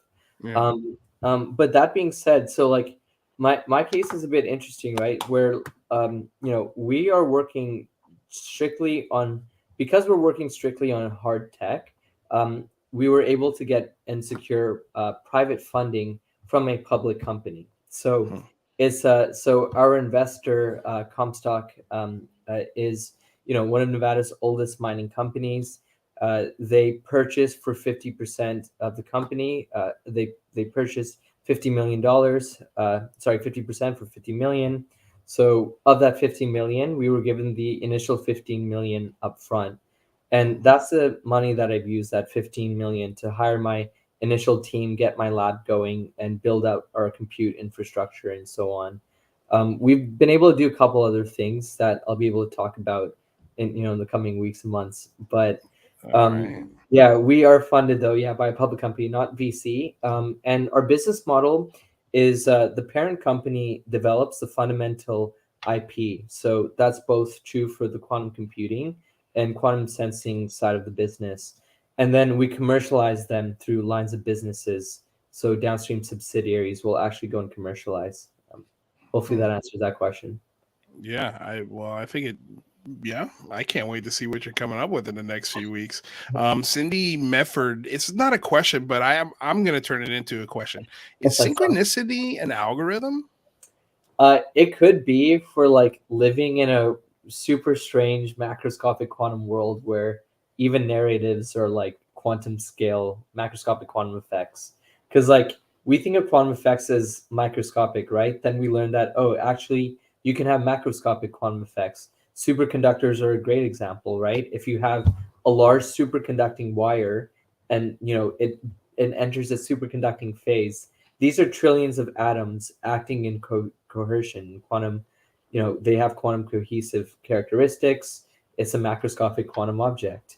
But what if you scale that more and more? What if entire universes can be seen as this weird emergent quantum phenomenon? Then suddenly what is considered as macroscopic quantum behavior becomes more abstract, right? Human thought could be seen as macroscopic quantum behavior, frankly, if you zoom out enough. So yeah, synchronicity could be an algorithm, maybe, in that sense. That would be cool. Michael Reich asks, I'm on board with important research like this. However, electronic waste is some of the most toxic. Damn, y'all, we have to be cool now. I will miss you guys. I hope you don't go away. Honestly, this is a great point you're bringing up. It's something I never thought about. Is electronic waste some of the most toxic? Do you know what he's talking about?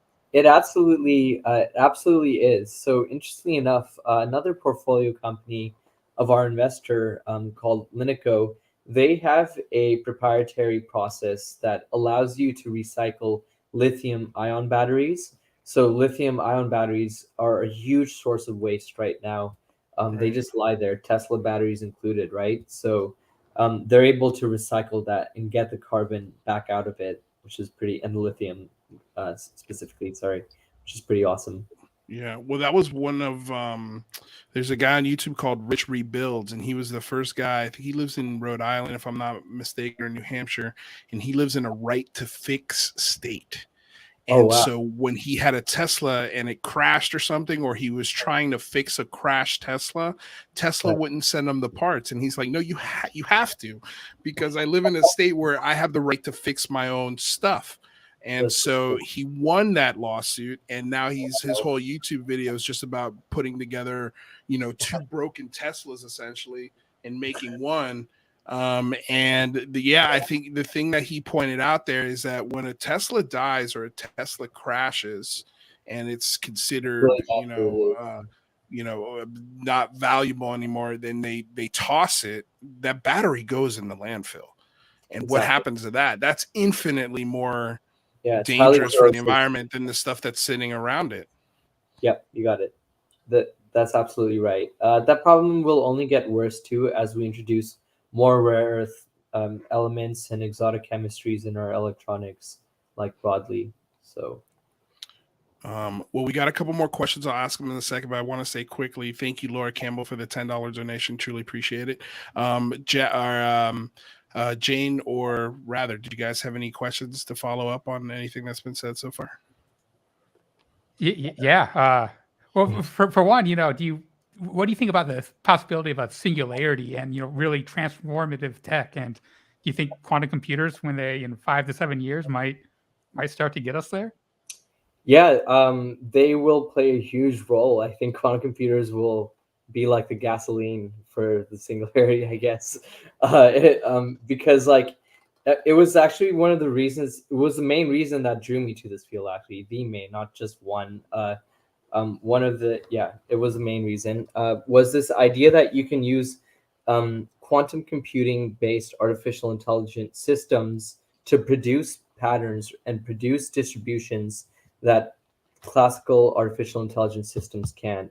So the realization that you can have a quantum-based AI that's producing these beautiful patterns or distributions, however you'd like to visualize them, probability distributions, that can never be replicated in its exact form by a normal artificial intelligence was so drawing. That was very, that hit me hard, right? That meant that in principle, a quantum artificial intelligence is something to be feared more by, and it should be more powerful as a result. So yeah, I went down the rabbit hole of quantum machine learning, learned that it's an actual field of quantum computing, learned where quantum computing came from, which was based on Richard Feynman's dream. And then, I became really obsessed with making his dream happen, right? The idea of being able to simulate the quantum mechanical world using quantum computers is really the name of the game. And, that's what we're trying to do too. So Yeah. So if we are able to find some, yeah. if we are able to find some, really interesting configurations and distributions by quantum computer simulations that show potential really crazy exotic materials or something like that, Okay. do you think our engineering to actually be able to create those materials is going to be require additional advances, or do you think that we're already there on the engineering level to capitalize on potential advances? So we're it's going to be both, right? In a lot of cases, we are already there or at the cutting edge of being able to manufacture a lot of these, like let's say next generation photocatalysts. Like even in our case, right? Like these photocatalysts are synthesized at the nanometer scale. We're able to use wafer technology, the same kind that you would use for semiconductors, right? We're able to use that in our own synthesis as well for making these photocatalysts.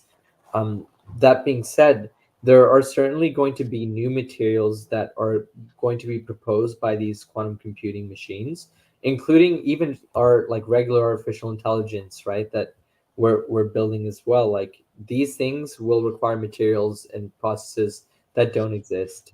Certainly, microgravity based manufacturing is going to be very promising and a new, economic opportunity for new classes of materials. That comes to mind as a right. So we've got a couple more questions from the audience, but damn if I don't ask, we haven't even talked about UFOs. We're 40 minutes into this conversation. How does your research sort of help maybe solve or at least start to answer some questions or bring more clarity to the topic of UAP? So it's in the end of the day, it's a very synergistic problem. The one that we're doing, let's say in our day jobs here at GenMat, which is taking a state-of-the-art material, reverse engineering it, and then improving it using our system, right? That's literally the process we're going with the photocatalyst as we speak. We were able to synthesize our own version. Just a week ago, I was flying, flew in and saw it and so on. And so we have that process that we can apply, in success to alleged materials, right? Let's say UAP materials. So right off the bat, there's a direct way of reverse engineering, claimed UAP materials. So if you have any, we literally have some of the best guys on the planet to characterize, those materials and try to figure out how it works and then improve it. So there's that side of things. And then there's the observables themselves. So once we start exfoliating our capability to going beyond photocatalysts, I want to be able to, turn our systems and point them towards some of these materials that show the 5 observables. Let's say in, low observability as being one of them, right? Or hypersonic velocity with no signature. These materials, even the act of trying to simulate them using a quantum simulator and using a quantum scale, at quantum accuracy, right, nanoscale, nanomaterial simulations, that's going to give us so much information and insight into whether we're getting closer or farther away from understanding how these things work, right? One way or another, you're much farther ahead in understanding the material composition of UFOs by using a really powerful material simulator than without it. So that's like the other way. Tuca Cabra or Tupac Cabra asks, has he tried to simulate metamaterials? Yes, certainly. That's part of our capability includes being able to model the electronic properties of atoms and also of molecules as well, and we're able to model different optical phenomena. So metamaterials is something that we have modeled before and can for sure. Wolf 190D asks, why is breaking CO2 down to its component parts using renewable energy such a challenge? Yeah, absolutely. So there's a number of things. Like I was mentioning in the beginning of talk, like we have a high level of oxidation in the atmosphere, and that oxidation increases the energy consumption of your photocatalyst, which reduces the overall efficiency. You also have an unknown contribution of excitons that play a role in charge transfer and energy transfer within the material. These excitons are somehow, again, playing a role that can be tweaked and tuned. So the reason why carbon dioxide, breaking it down is such a challenge is, again, you're dealing with a highly oxidized environment. You're dealing with multiple co-catalysts. So you need multiple different chemical reactions at once. You need to absorb the water. You need to optimize the surface chemistry of how the water and the carbon dioxide interfaces and interfaces with the surface of your photocatalyst. You also have to worry about how the sunlight is hitting your photocatalyst. So in breaking down the carbon dioxide, you may have a scenario where you are reflecting too much sunlight, right? So reflecting too much sunlight would mean that you're overheating and potentially nearby catalyst, and that could degrade your photocatalyst overall. So you want to minimize the amount of times that you have this reflectance, or how much, but you don't want to minimize it so much that you're getting absolutely no power into your photocatalyst, right? So this is what leaves have done and evolved over years. That they've optimized these balancing acts, these chemistries, to achieve 1% photoconversion efficiency. And they could do better, but if they went more than 1%, they would get so efficient that the nearby cells would heat up. So if your cells would get destroyed, or the chlorophyll would start to degrade. So it's actually not in their best interest to be any more efficient, because they would just start heating up. So we don't have that constraint, right? There's nothing stopping us from making materials that don't have that. Could there be some environmental effect of having let's say that this was like successful and there were all these like simulated leaf photosynthesis like plants everywhere, right? Could there be, I mean, I know it's probably, you have to speculate at this point, could there be an environmental downside to that? Could you affect the actual photosynthesis happening on plants around it if it's that much more efficient? Right. Yeah, so I love that question. In principle, the way that we could and would do it is so that we would not disrupt the harmony of nature, but in effect rebalance and restore that harmony of nature. Because right now we have a countless number of carbon dioxide sources that are artificially generated by man, right? So all we're doing is sucking that out, right? And continuing that short cycle. So if we do our jobs right, we're actually not overstepping on plants. We're just making their lives easier, if anything. But is there a world where somebody might be able to abuse this, right, and try to disrupt the weather? Sure, but that's like a lot longer, problem, and not something I would, let happen, if that helps. So you promise you won't sell your company to an evil? I will not turn into climate engineering. That's so funny. Speaking about potential evil influences, the Department of Energy has been throwing a lot of money into funding quantum computer material science research. Have you looked into partnering with the DOE, or would you be kind of skeptical of kind of government involvement in this area? Yeah, I don't consider any government, the DOE or any government agency, as a bad actor, right? So like, I would certainly not describe the DOE as a villain. I was kind of shocked, honestly, when he said that. But that being said, again, there's no way to generalize, right? Like a group of people, group of organizations, competing interests, and so on and so forth. It is interesting, though, to look at government involvement in quantum computing, particularly, right? Because right now, quantum computing and quantum technologies as a whole, so that includes quantum sensors and the quantum internet, these are regarded as jump ball. Like there's a jump ball scenario here where whichever country gets to it first becomes the dominant superpower for the foreseeable future. So you have, Russia, China especially, and the U.S. closely competing on this, sort of topic. So yeah, just an interesting tidbit, but I see like increased government interest in this subject for sure. Zero Cool asks, what's your favorite sci-fi movie? I love that. It's hard to pick any single one.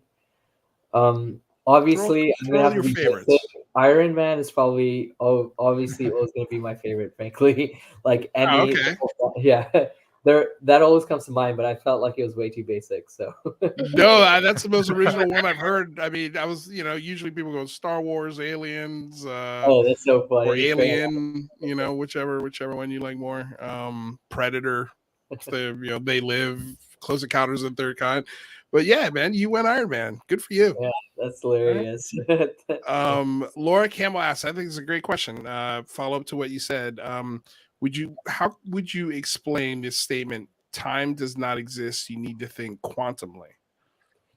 Yeah, so I mean, like when I read that statement, I'm reminded of the idea that space-time itself is regarded as an emergent phenomenon, right, of quantum properties.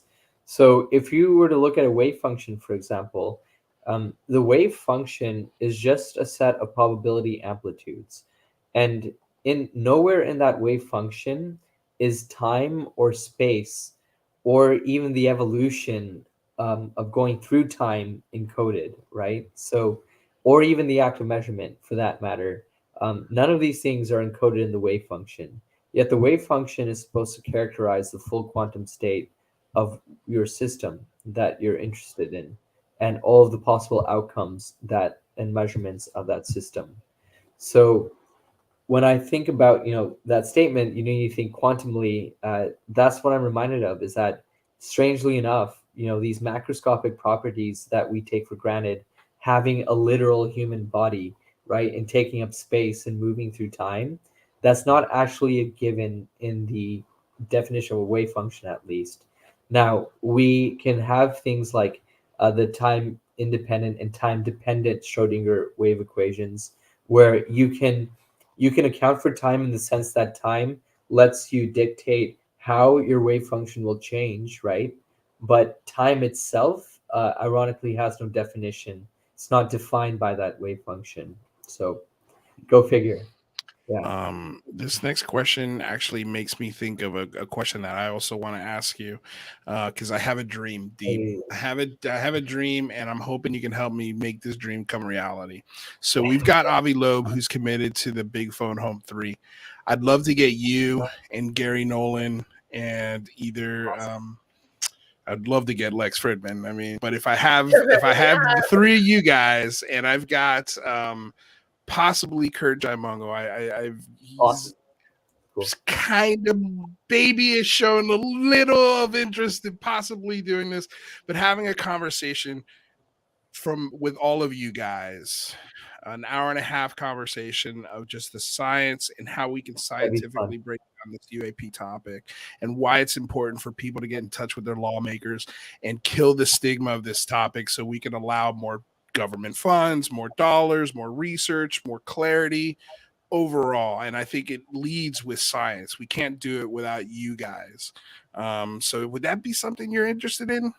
I would be very interested and honored. Thank you. Yeah. Okay. Certainly. Awesome. So, but have you met with Gary Nolan yet before possibly doing it on the Big Phone 3? Yeah, I've known him for like 2+ years. Yeah, he's a good guy. Okay. All right. Well, maybe you can help me get him.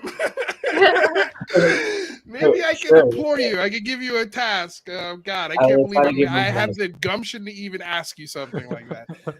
But hey, I'm rolling the dice. What can I'll try to get you Lex too, but no promises. He's much more elusive. Like I would have. Yeah, no, I can imagine.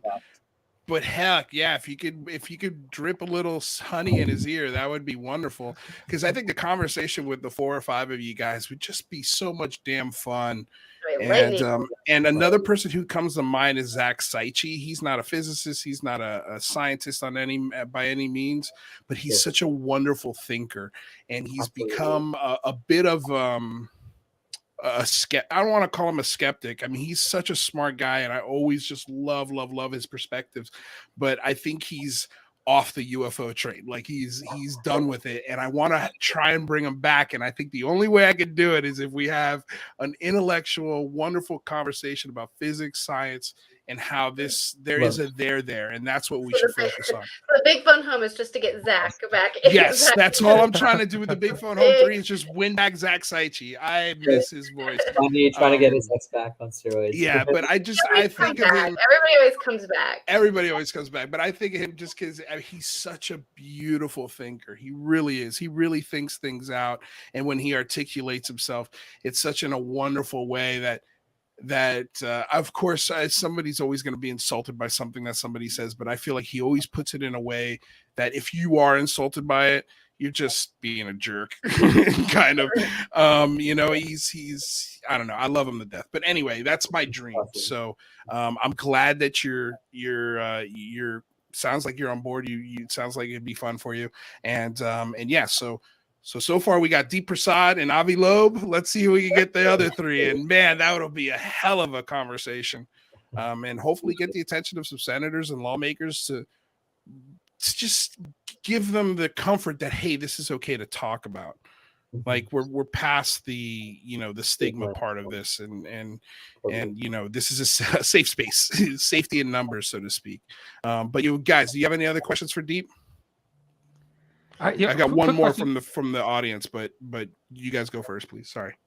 Go for it, Gene, if you had something. Well, okay. What is your feeling? What do you think's coming first, like the alien contact or the self-aware AI? Alien contact. Okay, alien contact. I'm just curious.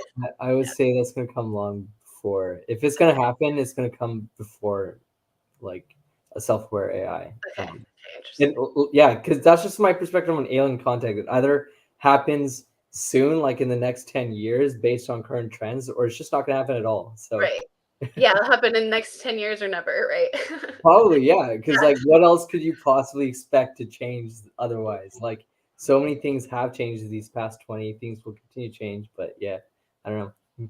Just an intuition. Who knows? Yeah. No. I love the question. Rather, what was your question, bud?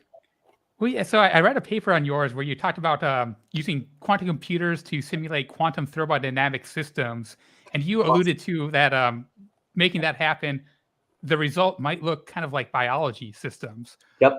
So I guess my question to you is, your carbon capture, your photocatalysts, do they look like slime, like biological algae, or what do they look like? That's funny. They actually look like, well, right now it would look kind of like powdered dust. These are nanoparticles, roughly 10 to 20 nanometers in size, like each particle. It's titanium dioxide, and we have some copper and platinum atoms deposited in very interesting ways, let's say. So they would not look lifelike at all. That being said, though, that is the future of where quantum computing will take us, is materials that are that complex, right? That we really will be able to build materials truly from the quantum scale. And if we can do that from the quantum scale ground up, we will be able to create these super complex life-like properties. And yeah, synthetic life really is what it will be. So essentially, supercomputers will be sentient, in a way, sentient artificial life. And they'll design like their own cells. You know what I mean? Like they can design. The future is wild. The future is absolutely wild. Okay, so two more questions. Sorry, not one more. Two more. Well, this is one of them. Deep, or excuse me. Ask where is it here? Does Deep think there's any evidence of a pre-existing quantum AI that resides outside of space-time, something that was made by another species before us? It's a killer question. Yeah, that's an epic question. It's hard to think about how something can exist about outside of space-time, let's say, while still being quantum mechanical in nature, since like a quantum AI in principle would have to run on a substrate within the universe. So if it's running on a substrate in the universe, it can't technically exist outside of the universe.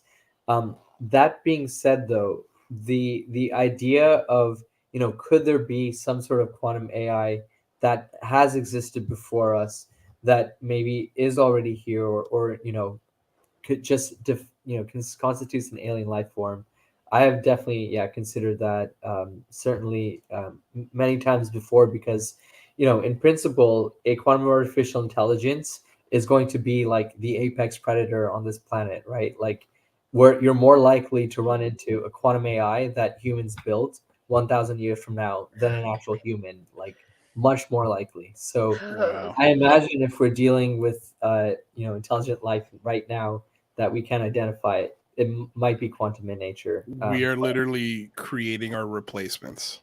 Potentially. I'm not saying it will happen. Right? I'm just saying it feels like that's. I think we're ready for humanity it could happen 2.0. to civilization. There's probably a stream of things, right? There's probably like superhumans that did, evolve past that and didn't get sidelined by their own creations. I have no doubt that's possible too. So. Laura Campbell with a $10 donation. Thank you so much, my lady. She asked, if you could ask an extraterrestrial one question, what would it be? Did you unify general relativity and quantum mechanics? That would be, and if so, how did you do it? Or actually, that's 2 questions, but I would actually were they able to, because that would tell me a lot. If they can get here without unifying quantum mechanics and general relativity, holy cow, then we're going to be able to do it too a lot sooner. But if they had to do that, then we're going to have to try harder in our physics instead of our engineering. That reminded me, I'm sorry to put this on you. That reminded me of one last question that I promised Jazz Shaw I would ask you. And I'm pulling it up. He said, man, I really wanted to ask Deep to explain relativity again. Yeah, in the last minute. In the last minute, can you explain relativity to Jazz Shaw? You can go longer than a minute. Sure. Yeah, I mean, I'd always be happy to.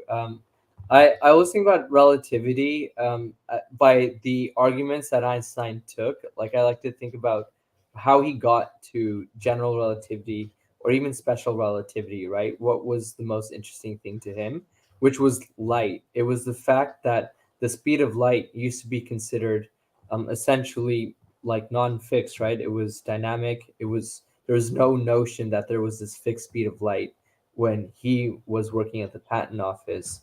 And so, Einstein realized, okay, well, if the speed of light is not fixed, then there is a fundamental problem with my thought experiments regarding having 2 clocks that are synced, together at the same time, right? Because he realized that, okay, if light is not fixed, then how can you ever have a synchronous, an event that is synchronous at all, right? So he started questioning that line of reasoning, and he asked himself, okay, clearly we live in a world where you can have this scenario where we live in a world where you can have the scenario where I can be, on the other side of the world and staring at the sun, let's say, and obviously now I'm just like coming up with my own favorite analogy, because Einstein's was like more related to trains, and I like the train analogy,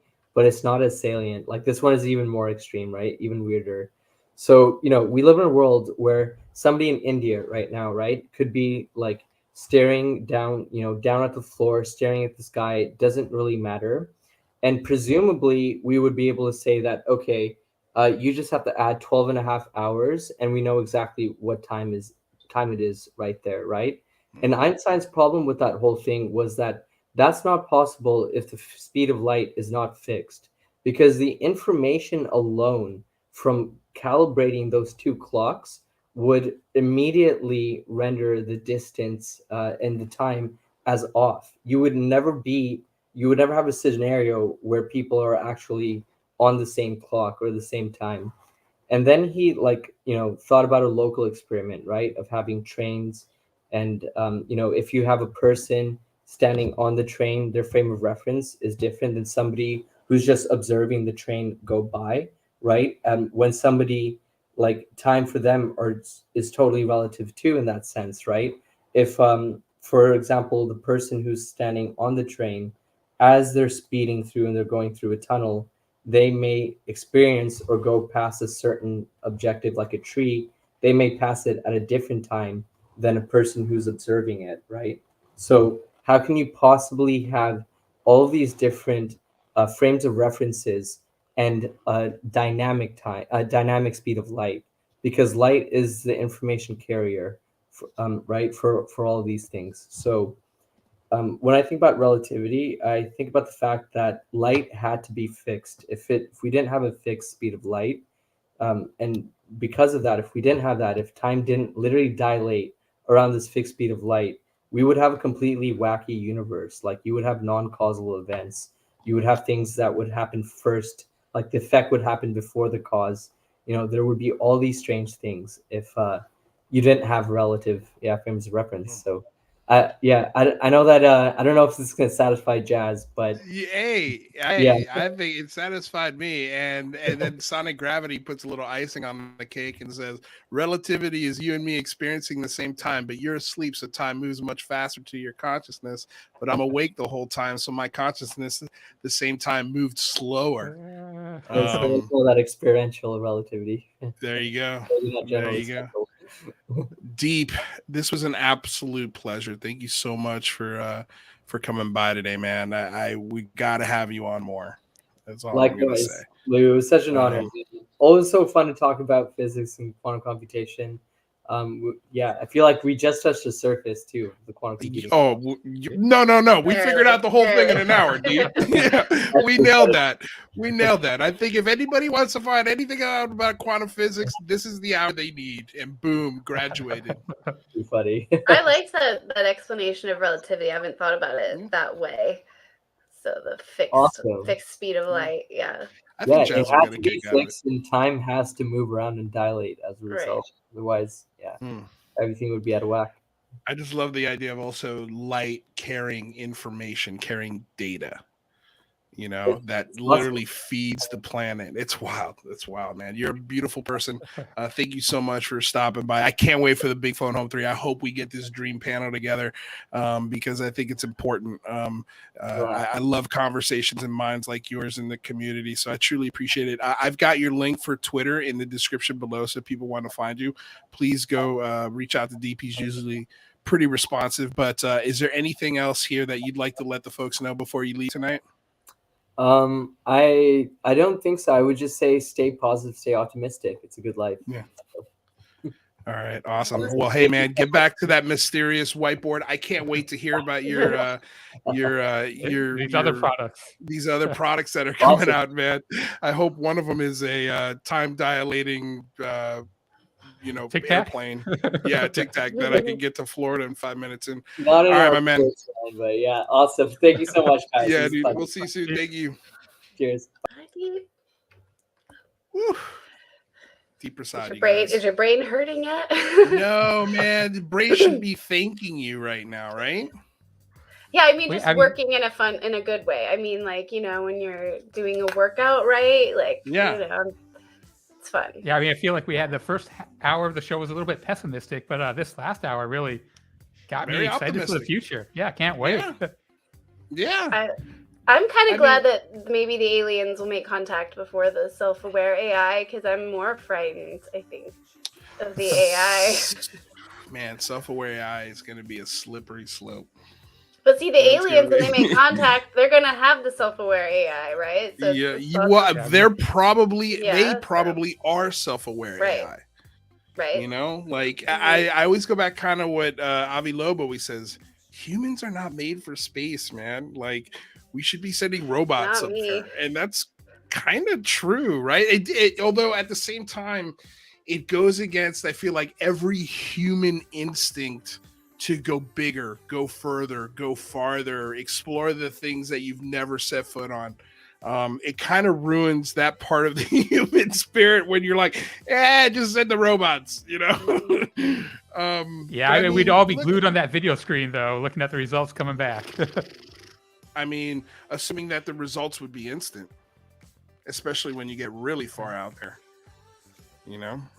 Touche. Has James Webb telescope, have we gotten anything? I mean, when are we going to get Yes, we have, actually. Yeah. First focused picture of a star just came back. Yeah, where it's looking good. Science operations will start in the summer. And that was kind of the most, I think, nerve-wracking part, is making sure that all those mirrors worked and aligned and focused Yeah, there wasn't and a here's do the not thing- remove or please remove screen on it. Yeah.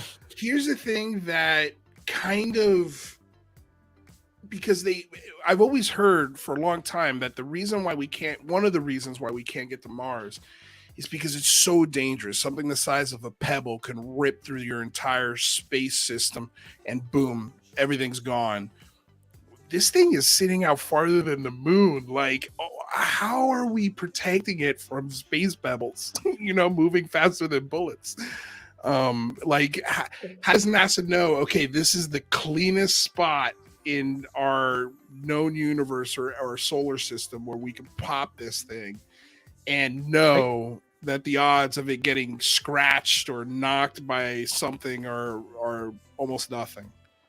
Yeah, I think they did figure that out. It's at the second Lagrange point where the satellite has some rockets to kind of keep it centered in this orbit, which anything else would kind of drift away at. So they have thought that out. I don't know if it's completely foolproof, but well, that's what I'm saying. I mean, like, how do you equate for pebbles, little space rocks, little things?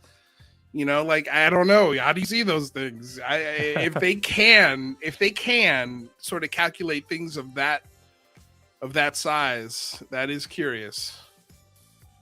But yeah, I don't know if they do. I think they're just dumb luck, right? Like, hey, this looks like the cleanest space. Hopefully it's there for at least 20 years. Sonic Gravity with a $20 donation. Thank you so much, my friend. Truly appreciate it. Yes, Tina Tomaszewski, thank you for the reminder. We've got Lou Elizondo coming this Friday. So guys, share, subscribe if you haven't already. It's going to be a very fun conversation. Just going to warn you guys now. We're going to be making sure that the chat is heavily moderated. We don't want any negative energy in the chat. We don't want people cursing at each other, calling people names. So if you're coming to cause trouble in the chat, don't ask about Roswell. Don't ask about Roswell. I mean, like, if you're going to ask a question, all questions are welcome. We're going to be taking all questions. No, there's no guarantee with a super chat, without a super chat, but we're going to try and get to as many questions as possible. But just make sure that the questions you do have are from a place of respect. If they're not, they definitely will not be read. And there's a good chance you'll be blocked. So,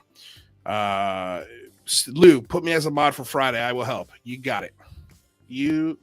I'll make it happen right now. Just give me a second. Stefan. Thank you for wait, hold on. Yep. Put a user. Nope. Don't want to put you in timeout. Add a moderator. There you go. You're now a moderator, Stefan. Thank you so much for volunteering. But yeah, J. Allen Heineken. Don't just be cool. Just be cool. Just be cool. I don't want to kick you out either, man. It is, just think about what you want to write and then think write about it. what you want to write and then write it. Just be cool, people. That's all we're asking, and it's gonna be something that I post and pin in the chat. Okay, so Lou Elizondo Friday. That was an amazing conversation with Deep Prasad. Do you guys have anything happening this week or next week, or anything you're working on, Jane? They Live next week, next Thursday. We'll be talking about that movie. We're trying to get Grant on because he's a John Carpenter fan, Grant Levac, but he's busy. But at least be Jess and I, maybe a guest, talking about the movie They Live and some of the real stuff behind it, maybe. I love that flick. Absolutely love that flick. Dying for a remake. Rather, what do you got? Yeah, still working on my UFO logic vid, and Jazz Shaw actually gave me an interesting tip about some interesting news about squids, which I hope to investigate. So yeah, stay tuned. All right, awesome. Well, you guys, that was the show today. Thank you so damn much for coming aboard. Before we get out of here, of course, want to say thank you to DOS Tapes. They provide all the tunes. Want to say thank you to everyone in the chat for all the great questions, the super chats, the Patreon members out there, the YouTube memberships out there. Thank you so much. If you guys can't support with $1, no worries. Nothing is ever hidden behind a paywall. All the content is free. All we ask you to do is like, share, subscribe to the show, help us grow so we can attract more fans. And let's see here. And of course, spread the message. And like I said, we've got some plans for the Big Phone Home 3. I'm going to be really solidifying these plans in the first 2 weeks of April. Taking the first 2 weeks. So we're going dark for the first 2 weeks of April. And then we're going to come back with our show, our newly revamped do stuff kind of you feel kind of show, but the same show. Nothing much will change. You guys will see. It'll be fun. We just got to iron out some details on it, but as you can see, like this next phone home is going to be very science forward. We're going to really be focusing on the scientific conversation and the legislative conversation and what we could do to move this topic as forward as we can in the mainstream zeitgeist. So that's going to be the big mission: public hearings, the declassification across all intelligence agencies, possible amnesty. There's going to be a lot of things we're going to be talking about. So again, like, share, subscribe. Thank you guys so much for being here, coming aboard, getting weird with us here on another episode of the Unidentified Celebrity Review, your home for credible news, reviews, and commentary on everything UAP and UFO. Until next time, you guys stay very safe out there. We love you very much. Peace.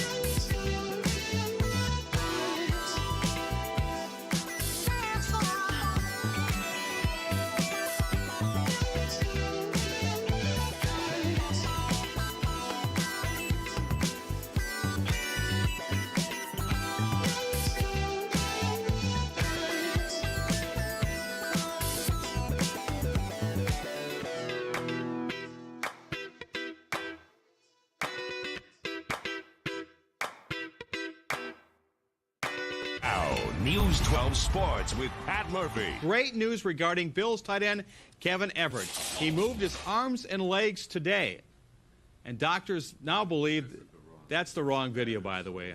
That is not the right video.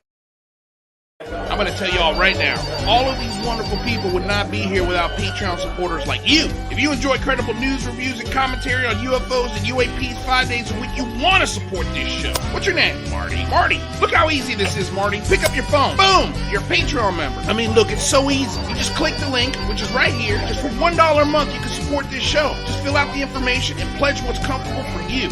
It could be $1, $5, $10, or who knows. Just support.